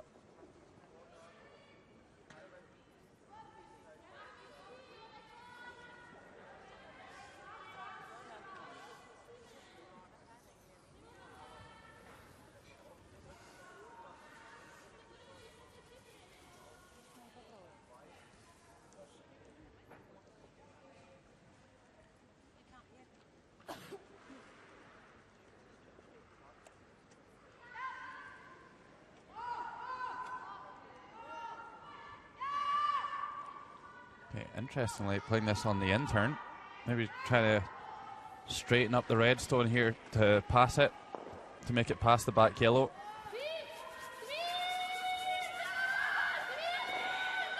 Oh, she's really got that one started. Has she even hit it? She does. And squeezes through. Just set that one off a little bit when releasing the stone. Curls too much, and I think Scotland will breathe a sigh of relief there. It's a steal of 1 in the 6th end, and Scotland move into a lead of 5 shots to 4.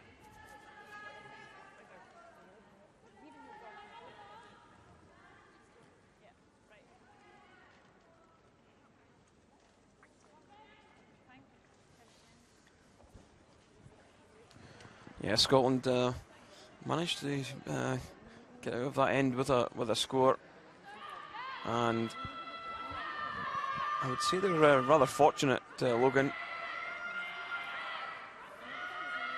haven't dictated play, which is the real concerning thing for me. Russia really looking good, calling a really good game.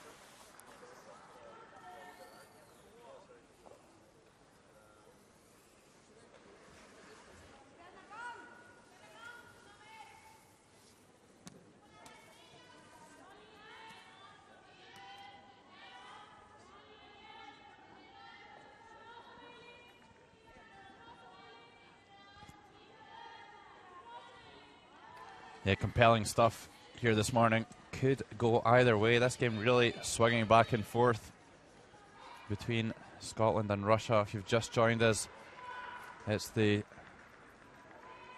2012 Le Gruyère European Curling Championships, and this is the final draw of the round robin. Scotland and Russia both very much in contention for the Page playoffs. Russia already qualified, actually, so we still need to find out what position they qualify. Scotland could potentially be caught by both Switzerland and Denmark, so an important game for them.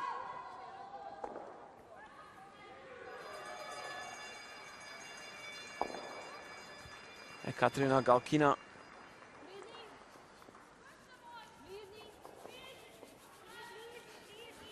played a really high percentage in this game. Her stone placement has been really, really good. And that's another great shot from the lead. Yeah, that shot just automatic for Katerina.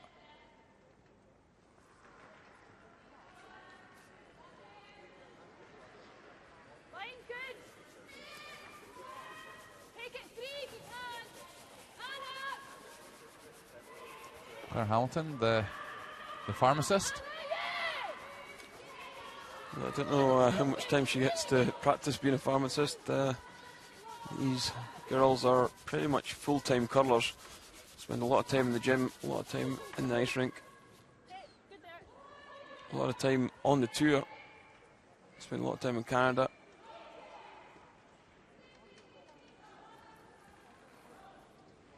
Yeah, the sport really has changed over the last 10 years. Very professional these days. And this is maybe running a little bit high for Katie Gulkina.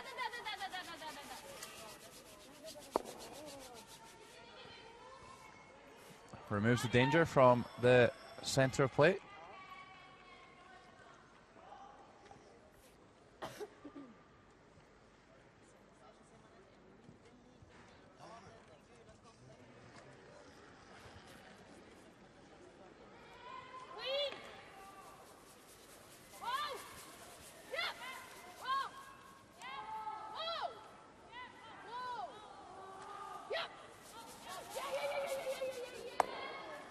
Hits rolls a little too far, so in the gap between the two guards.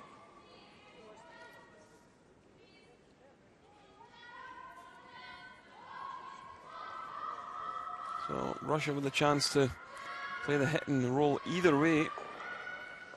It's Margareta Fomina.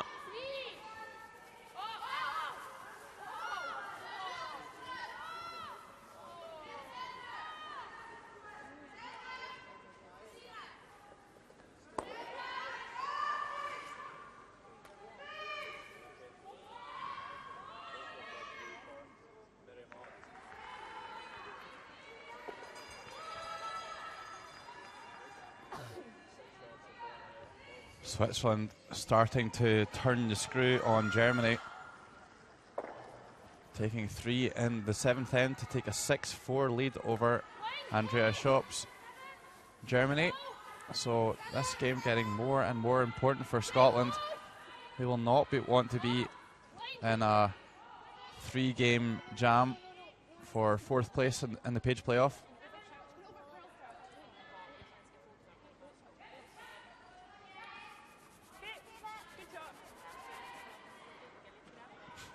Pretty funny reaction there from Vicky Adams when she was watching the line there. Looked like she'd maybe been frightened by something.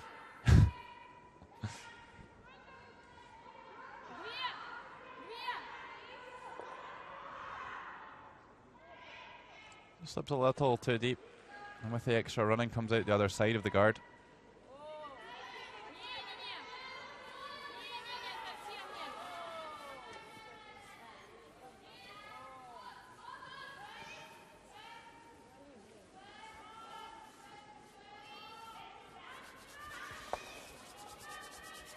Doesn't do enough to get this red out, I don't think. Oh, that's a mistake by Fomina.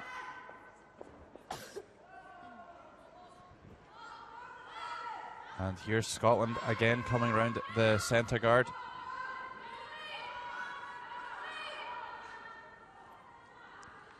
Just played it. And should be able to make the necessary adjustment to make a good one here. Anna Sloan.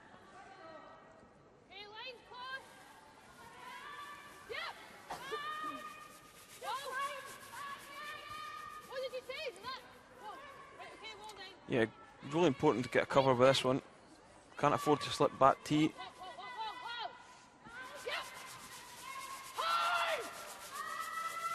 Oh, this is a great shot.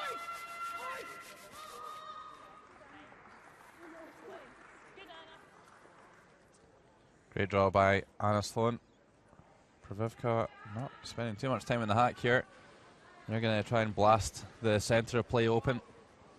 Yeah, both teams in and around the 23-minute mark left to play the remaining ends.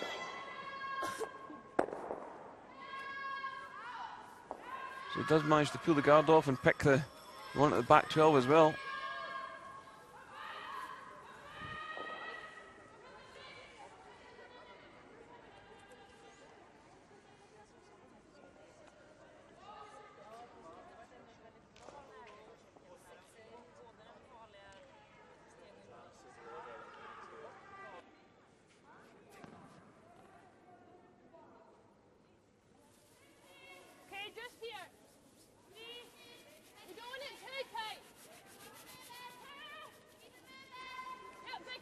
That was actually a really good shot there by Lucy Provorkova, taking it off the wide one. This is running a really high line. What's happened to this one? Maybe just a slight difference in the throws here, Kenny. Yeah, maybe he just didn't curl at all.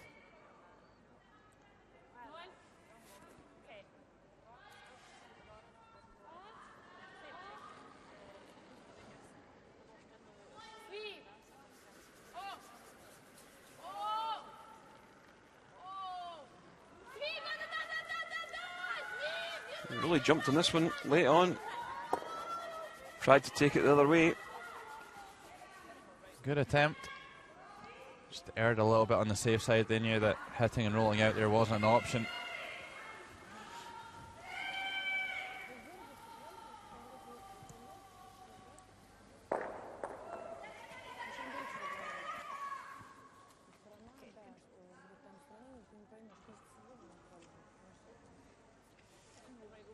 Kenny, 7th end, you obviously you're leading by 1, and you your team Scotland, you really want to make Russia score in the 7th end, take the hammer into the 8th. Would you like to see them apply a little bit more pressure to Russia, really push the button in this end? Well, Scotland have not pushed the button at all in this game so far. They've not controlled it for me, and that's really concerning. I know some teams out there in this sort of situation might even throw 2 centre guards to try and make sure there's a score in 7. I'm thinking along the lines of Nicolas Dean and Sven Michel. That's a tactic that they've been employing this season. This is very much like Rasmus Stjerner yesterday was more than happy to just blank the 7th end and give the Czech Republic the hammer going into the 8th end. And it ended up not working for him in the end, so I hope that Scotland don't regret this.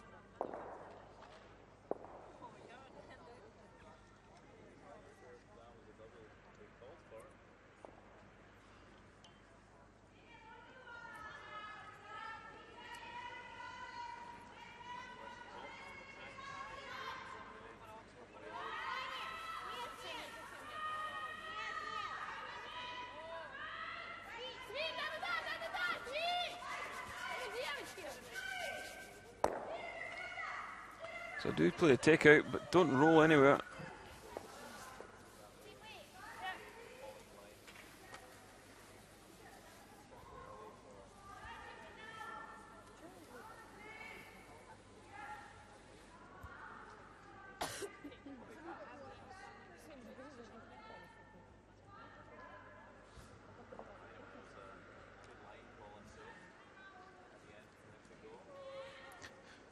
Scotland need to apply a little bit of pressure if they're going to force here in the 7th. You've gave that one a little bit of body English to hold it up the hill. Maybe sliding a little bit tight. Must be close. Must be close. Great effort by Eve Muirhead, but that one will still be open from the hack.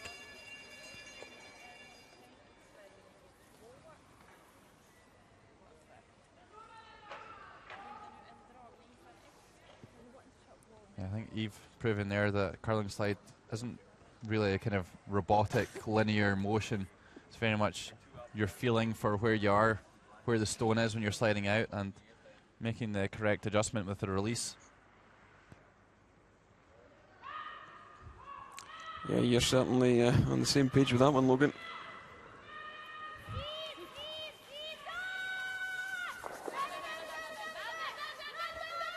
Supers having to go hard on this one. Have they got it past?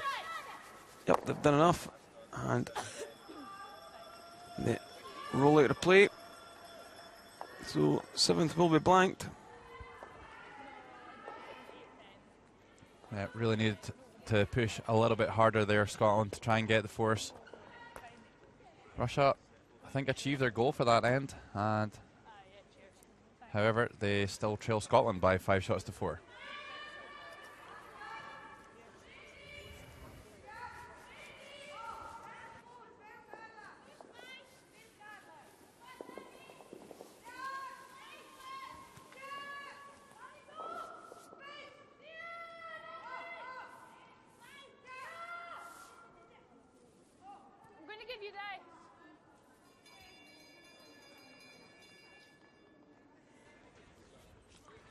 So Scotland will be first up in this 8th end. They lead 5-4.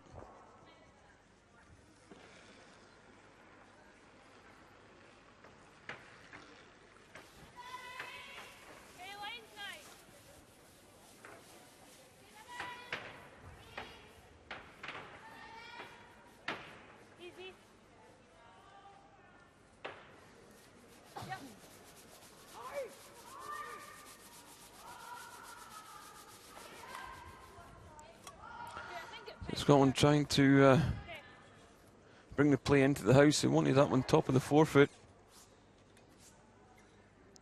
Absolutely. Scotland know that Russia are going to try and generate a multiple score here in the 8th.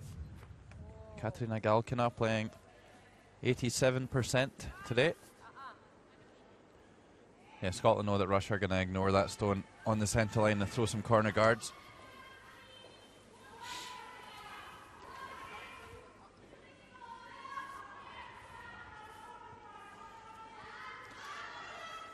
Oh dear. Oh dear, oh dear, oh dear. Not great. That's really the first mistake we've seen from Russia. Yeah, so this really plays into the hands of Scotland. I think Scotland would be more than happy with a blank in this end.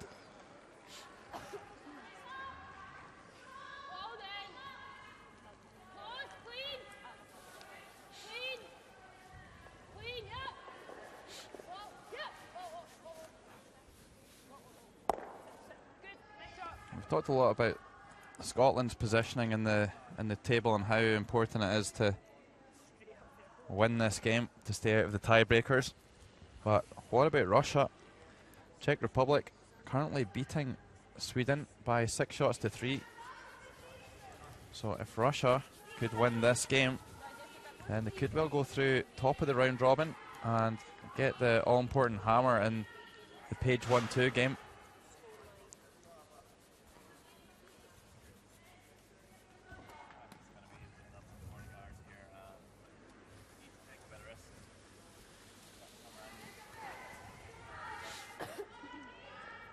So you're going to see a very defensive end from Scotland here. They just want to generate the blank so that Russia have the hammer in the odd ends, and in theory Scotland would have the last stone in the 10th.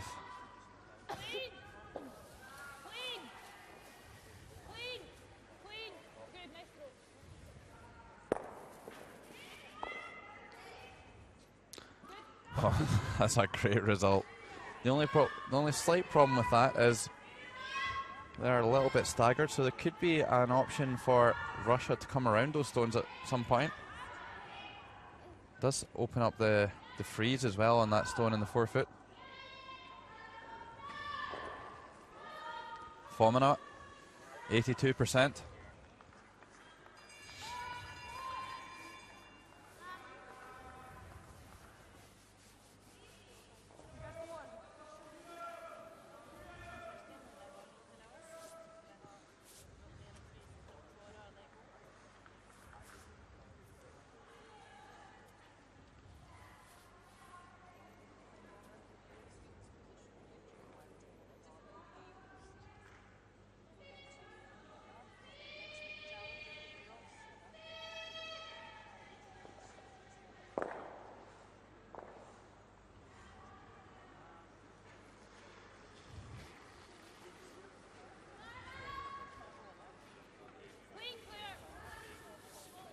So Scotland taking the corner guard off at the first opportunity. And an okay result. Yeah, I think when you've got the stones in a good spot in the centre of the sheet, then there needs to be a little more care taken when you're peeling the guards. You want to preserve where they are.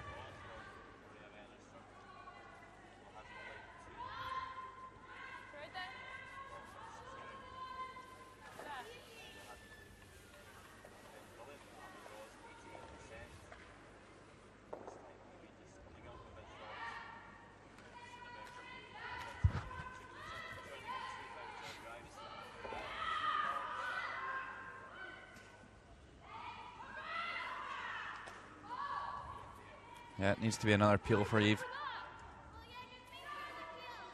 Yeah, I like the peel. I don't think we need anything fancy here from Scotland. They just need to keep the yellow stones out of play in this end. Yeah, I completely agree. As long as they can any sort of score of 1 for Russia or less is a success in this end. Another one just hits a little bit on the thin side and just dodges the stones on the centre line.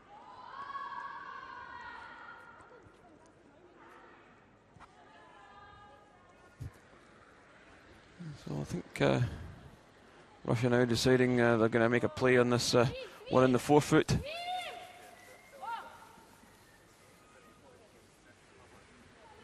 Yeah, this really just shows the importance of lead stones, Kenny. Give the front end a little bit of a hard time from time to time, but if you do fail to utilise the free guard zone, then it really has a tumble effect on the whole end.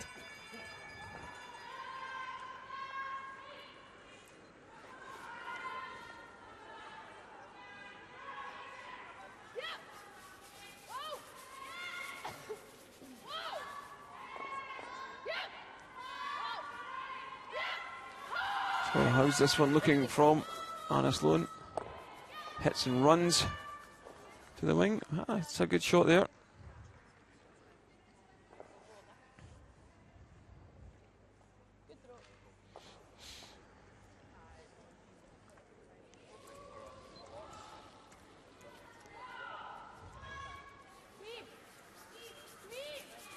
So Russia now trying to construct a possible 2 here in the 8th end.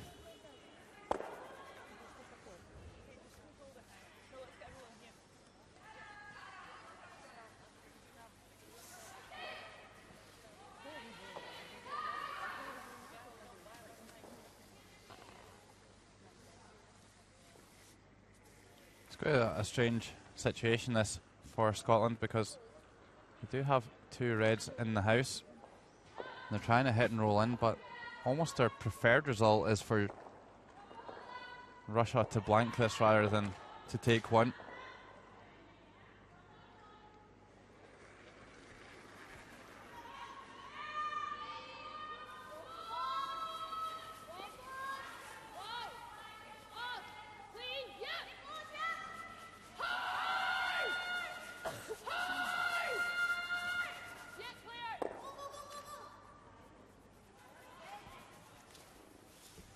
If you're really thinking about blanking the end, maybe hitting and rolling out is not a terrible call there.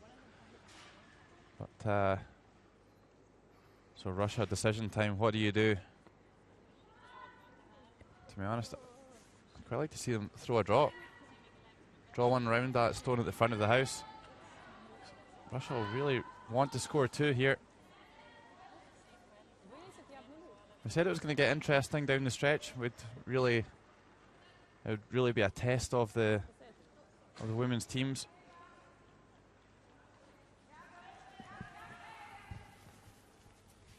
Okay, well, choosing to throw the freeze. I think it's a better call than a takeout, anyway. Yeah, it's plan B, I would say. A would be the draw. You'd still make a 2 if you drew round in behind that red stone, top of the 12 foot. Yeah, I think freeze, it's not really going to generate your 2. It's more a shot that you play trying to blank the end. I think the draw around the top one's probably the best option here.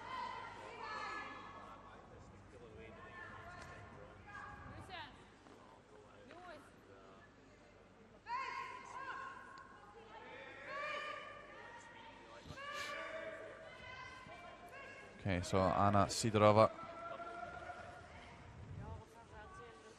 72% today.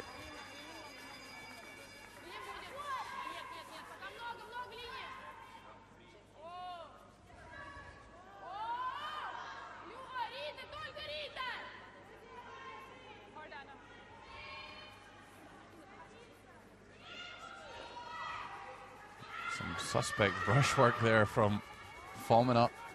Straight up with the brush in front of the stone. But it still drifts too far. Yeah, that's what they call dumping.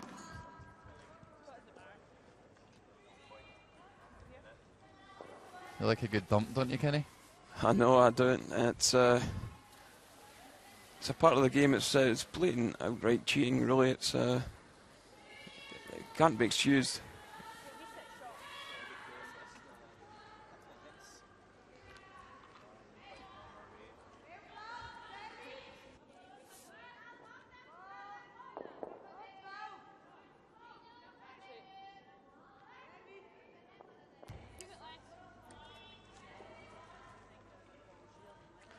So I think Scotland just going to play the draw to the top of the forefoot. With a good draw here, maybe Scotland can steal here in the 8th end, and that would really open this game up in Scotland's favour. Well, this really is the first end where Scotland have looked in control.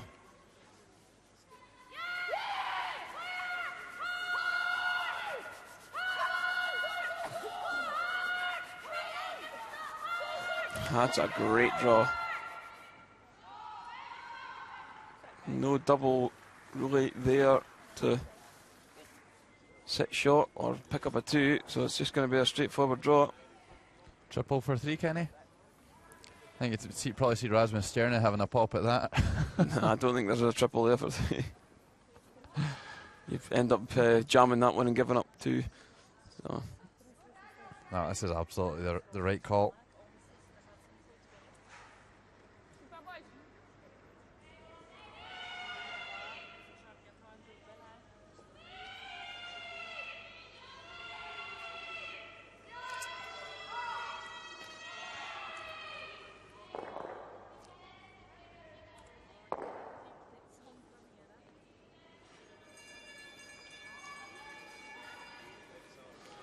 Final stone of the 8th end for Anna Sidrova, needing a piece of the forefoot to pick up the single and tie the game.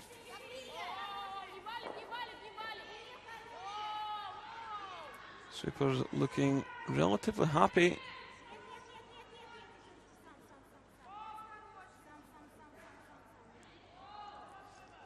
And that one's going to pull up in time. Yes, it will. So it'll be a single score in the 8th for Russia. Score tied now at 5 each as we head into the 9th. Scotland with that all-important hammer. Expect to see a blank end from them, but I'm sure Russia will try and force the issue.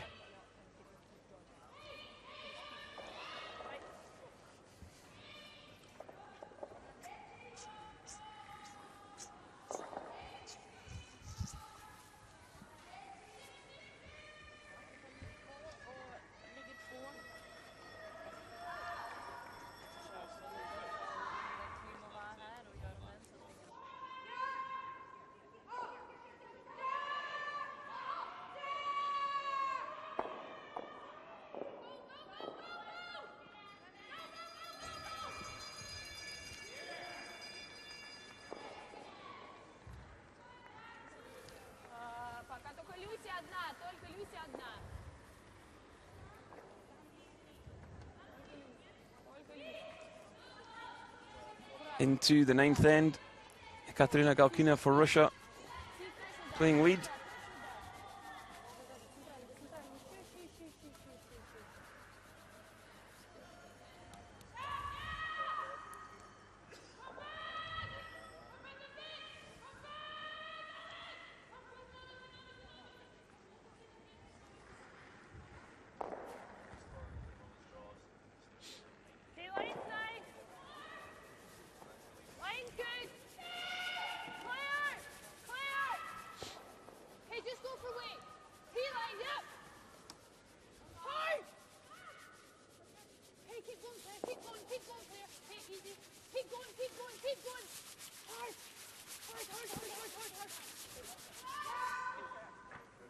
So Scotland setting out their stall. They're playing for the blank, drawing the open side.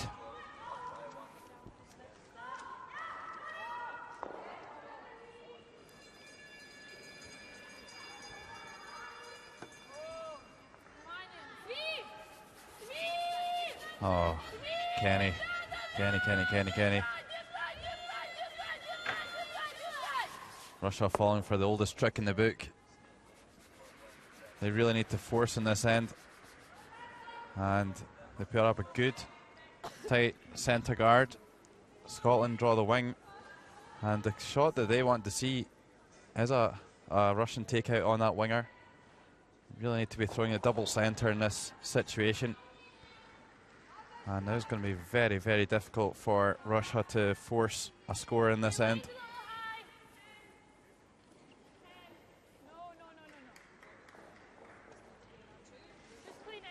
Yeah, you say that as if you fell into that trap before, Logan. I'm not too sure, Kenny. I think I would always throw a guard or a draw. I would always ignore that stone. I've seen a lot of teams play that hit on the winger. And once again, choosing to play the hit at the back. Really need to try hard to get some sort of score in this end.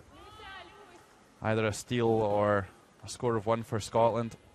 If this end was blank, then your chances of winning the game really are slim.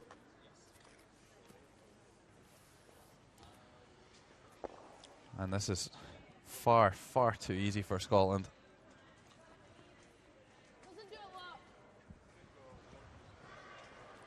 Yep, so Scotland will take the guard off and try and keep it clean. Give Russia nowhere to hide.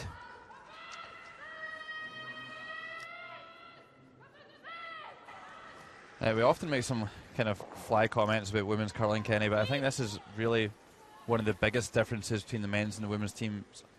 It's down the stretch, knowing when to push the button and when to rein it in, and being willing to really take some risk to control the scoreboard. And Russia aren't doing that right now.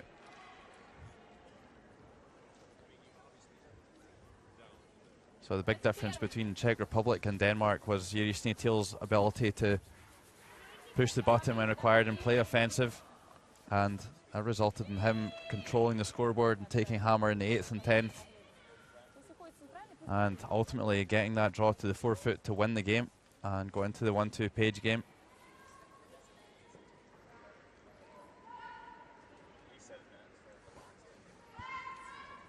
Yeah, I think if I was Thomas Lips right now, we'd be having a good chat about this 9th end before the Page playoffs, just in case the same situation, same scenario rises again.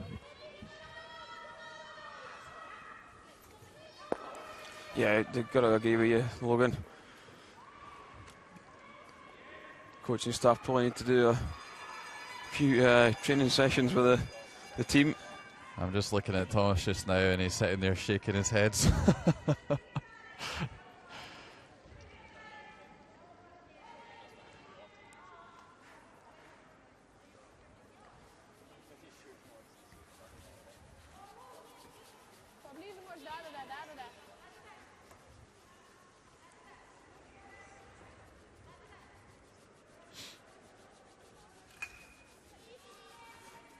So both teams got plenty of time in the clock, and Scotland 12 minutes 50, Russia just over 11 minutes, so don't think we're going to be pushed for time.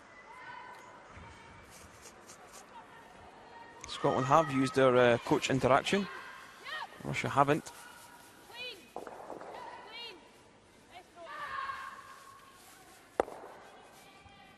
No problem for Anna Sloan.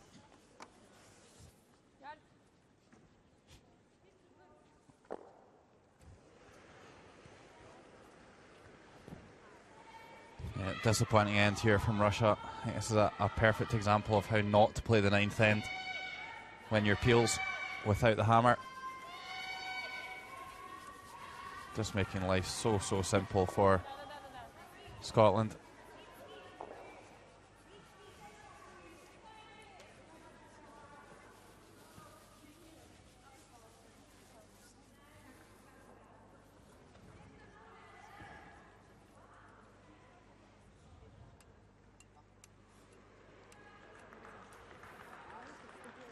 Yeah, so Scotland have got to keep their concentration in this situation. Can't afford to make a silly mistake.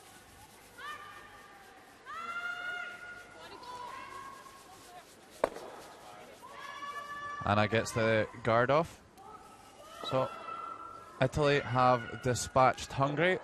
Final score there is Italy 10, Hungary 5 after 9 ends. A big steal of 4 making the difference. That coming in the 8th end. It's a bit of a speciality of my team, giving away a big steal in the 8th end.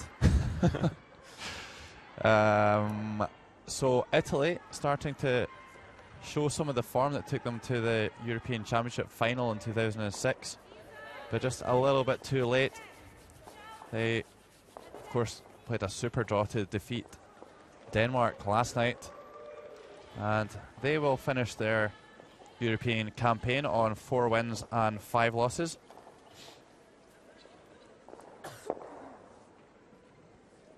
And to be honest, Kenny, I'm not too sure if it guarantees them qualification for the Worlds. It does guarantee them qualification for the Worlds because Switzerland have just defeated Germany. So Germany will remain on 3 wins and 5 losses. Italy will move to 4 and 5 and into outright 6th position. So by my estimations, Germany will probably be in a playoff with the winner of the B group for a spot at the Worlds. Yeah, that would be correct, Logan. I'll agree with you, even if we're not right. The only way that might change is if Czech Republic beat Sweden and also move to 3 wins. So, and then I don't know how what the internal results are there. So.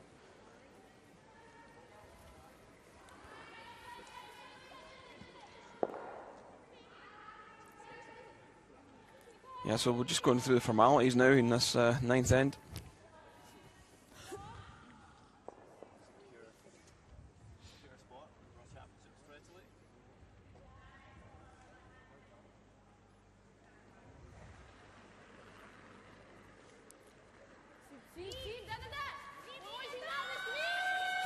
Oh, bit of excitement here.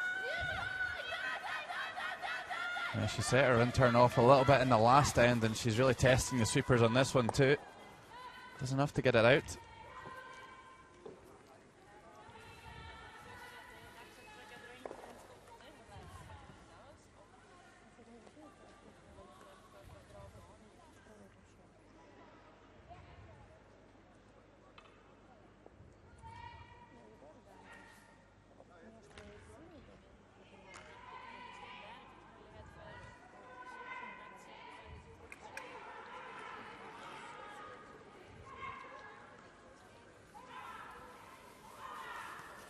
So final stone of the 9th end will be just thrown through by Eve Muirhead.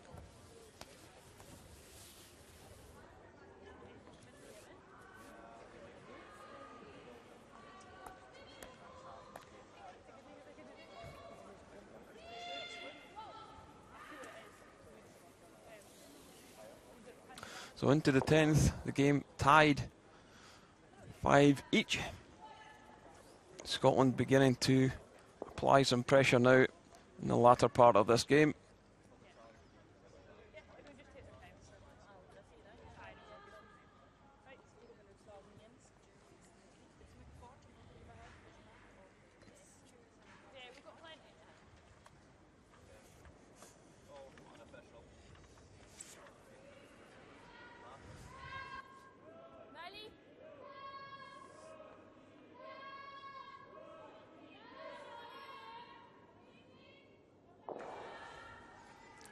So into the 10th,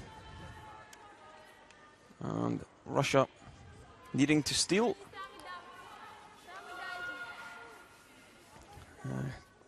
Katerina Galkina, 84%. Really good game so far. Yeah, they certainly made a lot of shots, the Russian team. I did mention before that maybe Russia's downfall is the quality of their tactics when it comes down to the crunch. And It was evident for all to see in the last end. Just a horrible, horrible ninth end called by Anna Sidorova.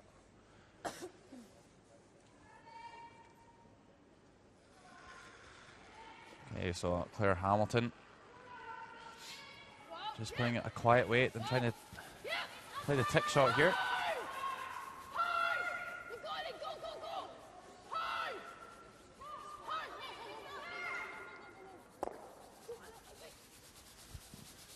Did you see that, Kenny? Lissy Privovkova just slid right across the running path of the stone when Eve was calling the line. It's not really the etiquette of the game, is it? No, it really isn't. I think I'd be having a little word about that. It's like, get yourself in the right position before I throw the stone, please.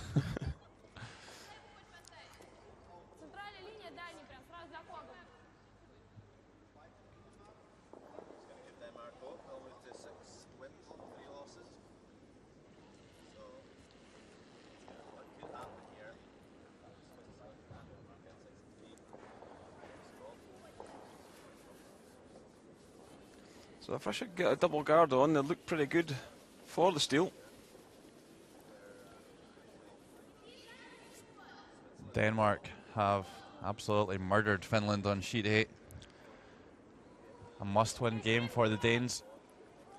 And they win that one by 9 shots to 1 after 9 ends. Surprised they even went down in the 9th end at 7-1, but... Yeah, and the Finnish side this week not really been up to the task of the A division. Maybe just trying to prolong their European Championship experience.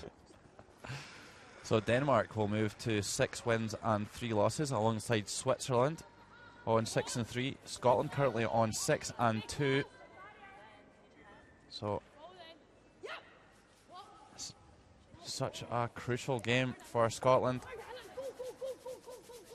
And makes the chip shot this time.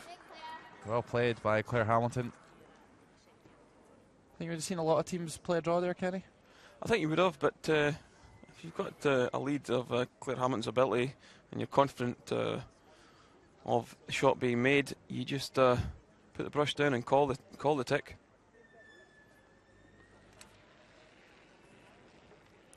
Margareta Fomina for Russia.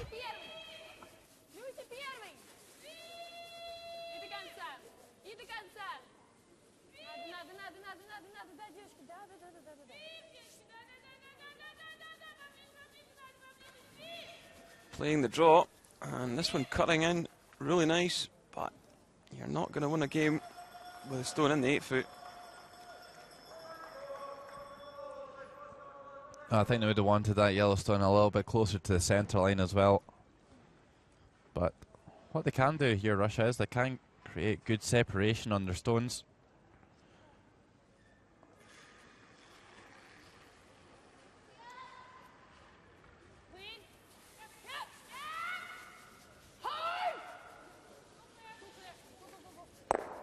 Yeah, no problem for Vicky Adams to rip the guard off.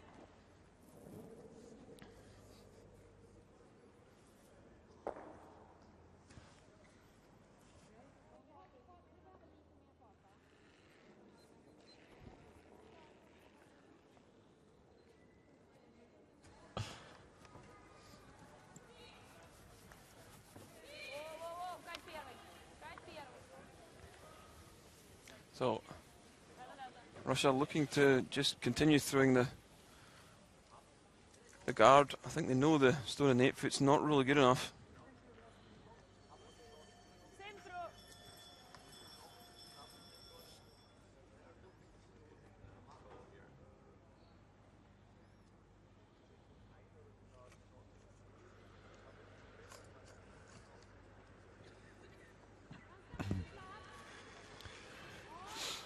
Russia have left a little bit of an angle here on these two Yellowstones, so maybe a chance for Vicky Adams to make everything go away here.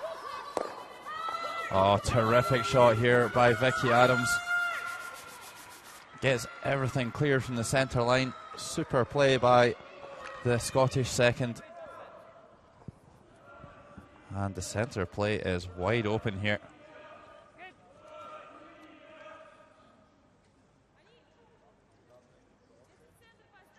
A little bit early for that call, I think. Anna? I think they can throw a couple of centre guards and then they'll probably have to go around one of the corners. Yeah. Kenny, where do you think they would want to put this centre guard roughly? Around 2 to 3 feet over the hog line. What you're looking for is maybe a nose or a hit on one of the corners and bounce it down into the house, something like that. So you call it the centre guard. I don't think there's going to be much talk from Thomas Leaps, the coach of Russia. He'll come down and say centre guard and walk right back to the bench.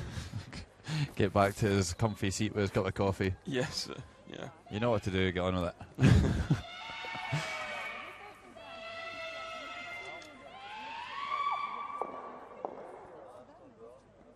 So I'll give you an update elsewhere. Denmark, Finland, Denmark 9-1 winners over on sheet A. Switzerland, they also picked up another win. They won 10-5 over Germany.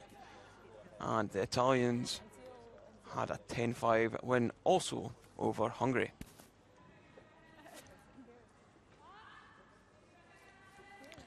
So if I was Thomas Lips, I would maybe be taking this opportunity just to discuss the rest of the end rather than just this shot. It's pretty obvious that they should be throwing a centre guard right now, but hopefully he's telling them that what the kind of strategy is for the rest of the end.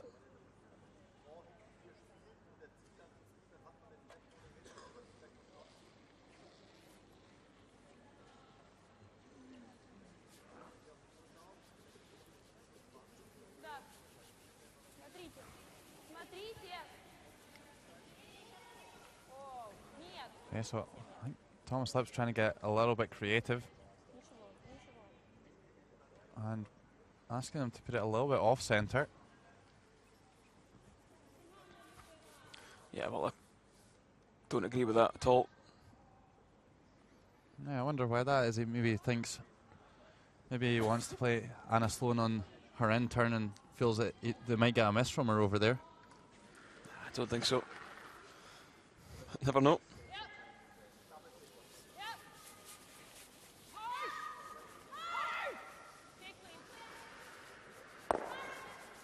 A nice hit and run from Anna.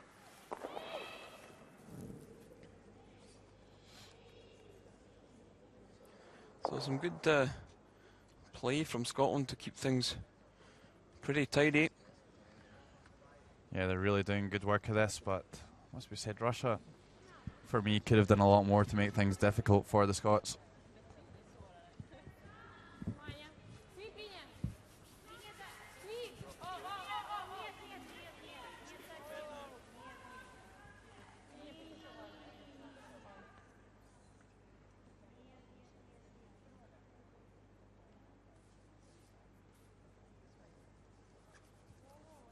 Good draw here by Lucy Pravivkova. Will still be seen from the hack though, so especially from Anna Sloan's hack.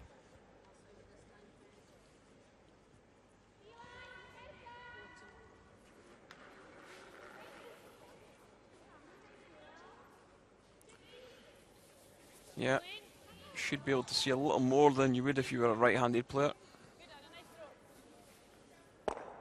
And halves that one out, so there's nothing in play. 2 corner guards.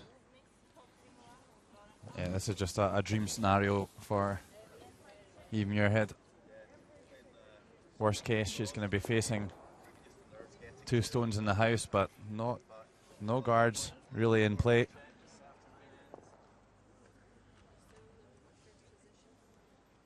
Czech Republic scoring 1 in the 9th end to open up a 2-shot gap over Sweden. So 7-5 there, and Sweden will have the last stone in the 10th end.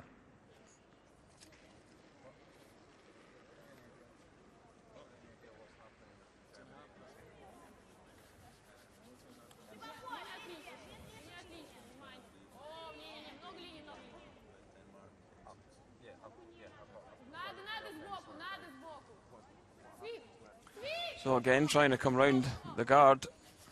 This time, a little better.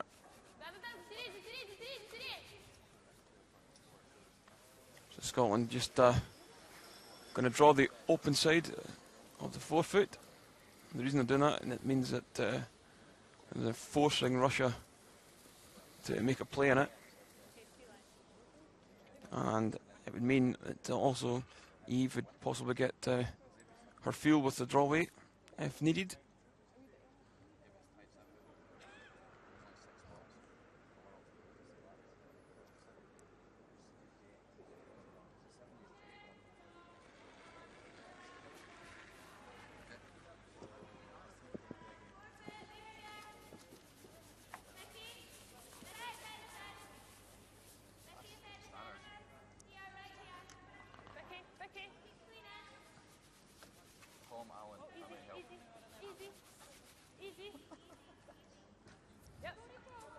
So this one from Eve looking pretty good. Just pulls up in time, right on the money.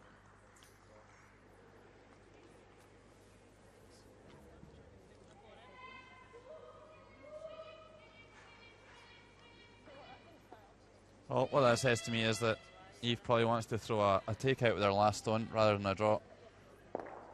She could have drawn one out to the wings and lay shot position.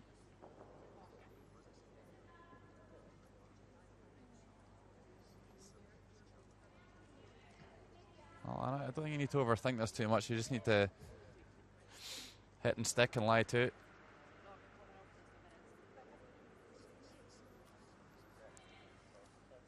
Yeah, certainly, Logan. That's call it all day long. I think that's the first time we've agreed on anything today, Kenny.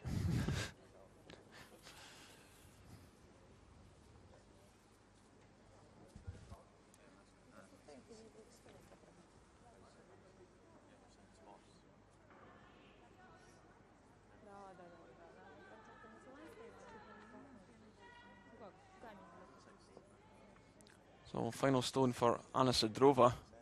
Scotland still got one stone remaining, but I think they're just going to play the tap back freeze.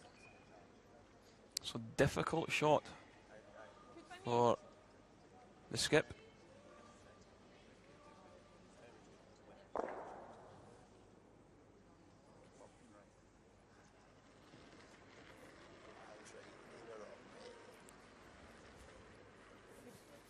Must ensure that they are sitting short after this one.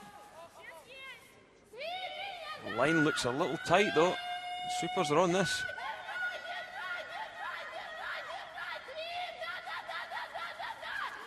Have they done enough? I've played it well, but not got the weight, and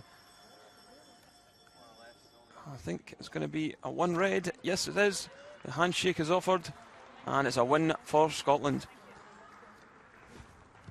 Yeah, I think Scotland the better of the two teams today, calling a much better game than the Russians in the end. And a huge win. Scotland will go into the Page 1-2 game in second ranked position, regardless of the result between Sweden and the Czech Republic. Czech Republic currently leading Sweden by 7 shots to 5. So that could go any which way. Switzerland have moved to 6 wins and 3 losses along with Denmark. So they'll need a tiebreak to work that one out for the 4th spot. Russia on 7 wins as well.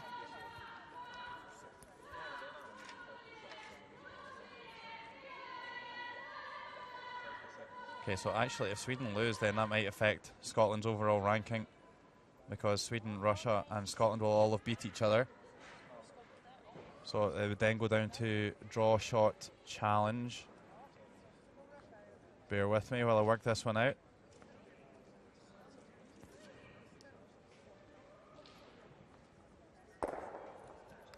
Sweden have the best draw shot, followed by Russia, followed by Scotland. So actually if Sweden were to lose to the Czech Republic, Scotland would qualify 3rd in the round robin and Russia would be 2nd. However, if Sweden won, then it would just be straight internal results between Scotland and Russia, and Scotland would go through second. So Scotland hoping for a win for Sweden over on sheet B. We're just trying to put a collar on Eve Muirhead and get some of her insights into the match and the competition this week. I said Scotland don't have the greatest track record against Russia, but managing to pull it off today. Just a little bit more tactically astute down the stretch.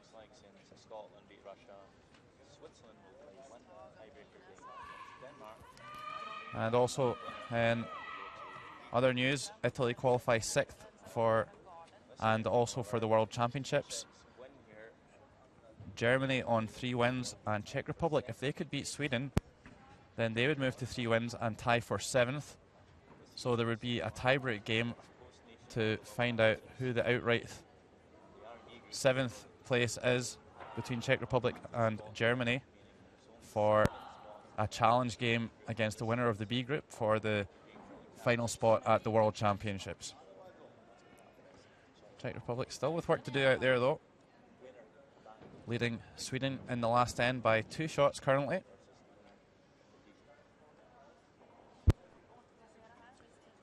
So for myself, Logan Gray, and Kenny Edwards here at the Löfbergs Lila Arena, thanks for watching this morning. Thanks for getting out of your bed nice and early. I hope you've enjoyed the conclusion to this round robin. And the playoff stages will commence at 8 PM Central European time this evening. And I hope you join us for more coverage from the Gruyère European Curling Championships 2012.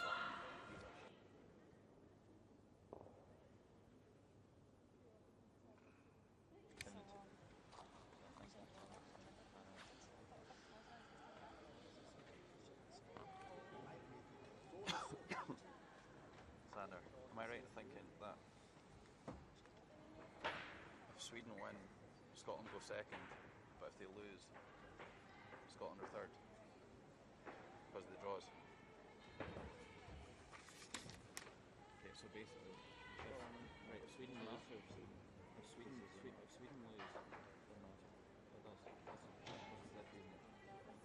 Russia, and Scotland all go 7-2, all beat each other. Yes.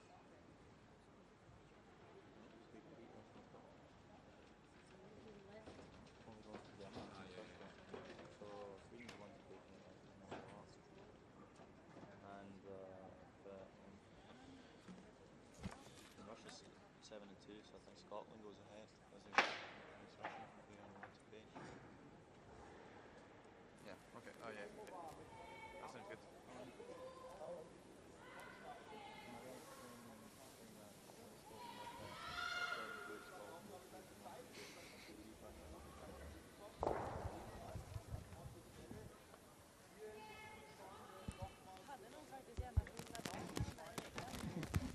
Hallå? Hallå?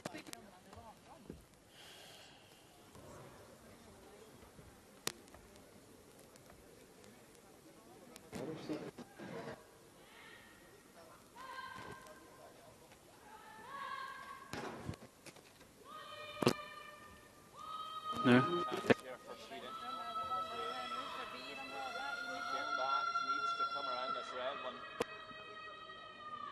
Hallå? Hallå? Hallå? Hallå? Nu har ni.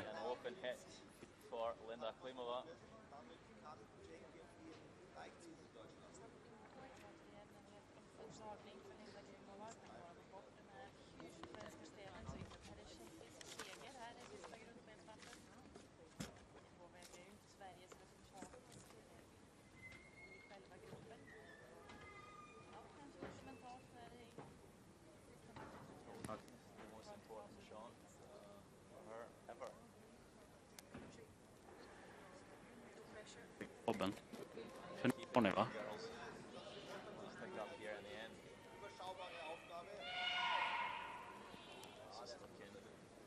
Pretty good from Linda Klimova, makes a nose hit for 3 actually, and the Czechs win.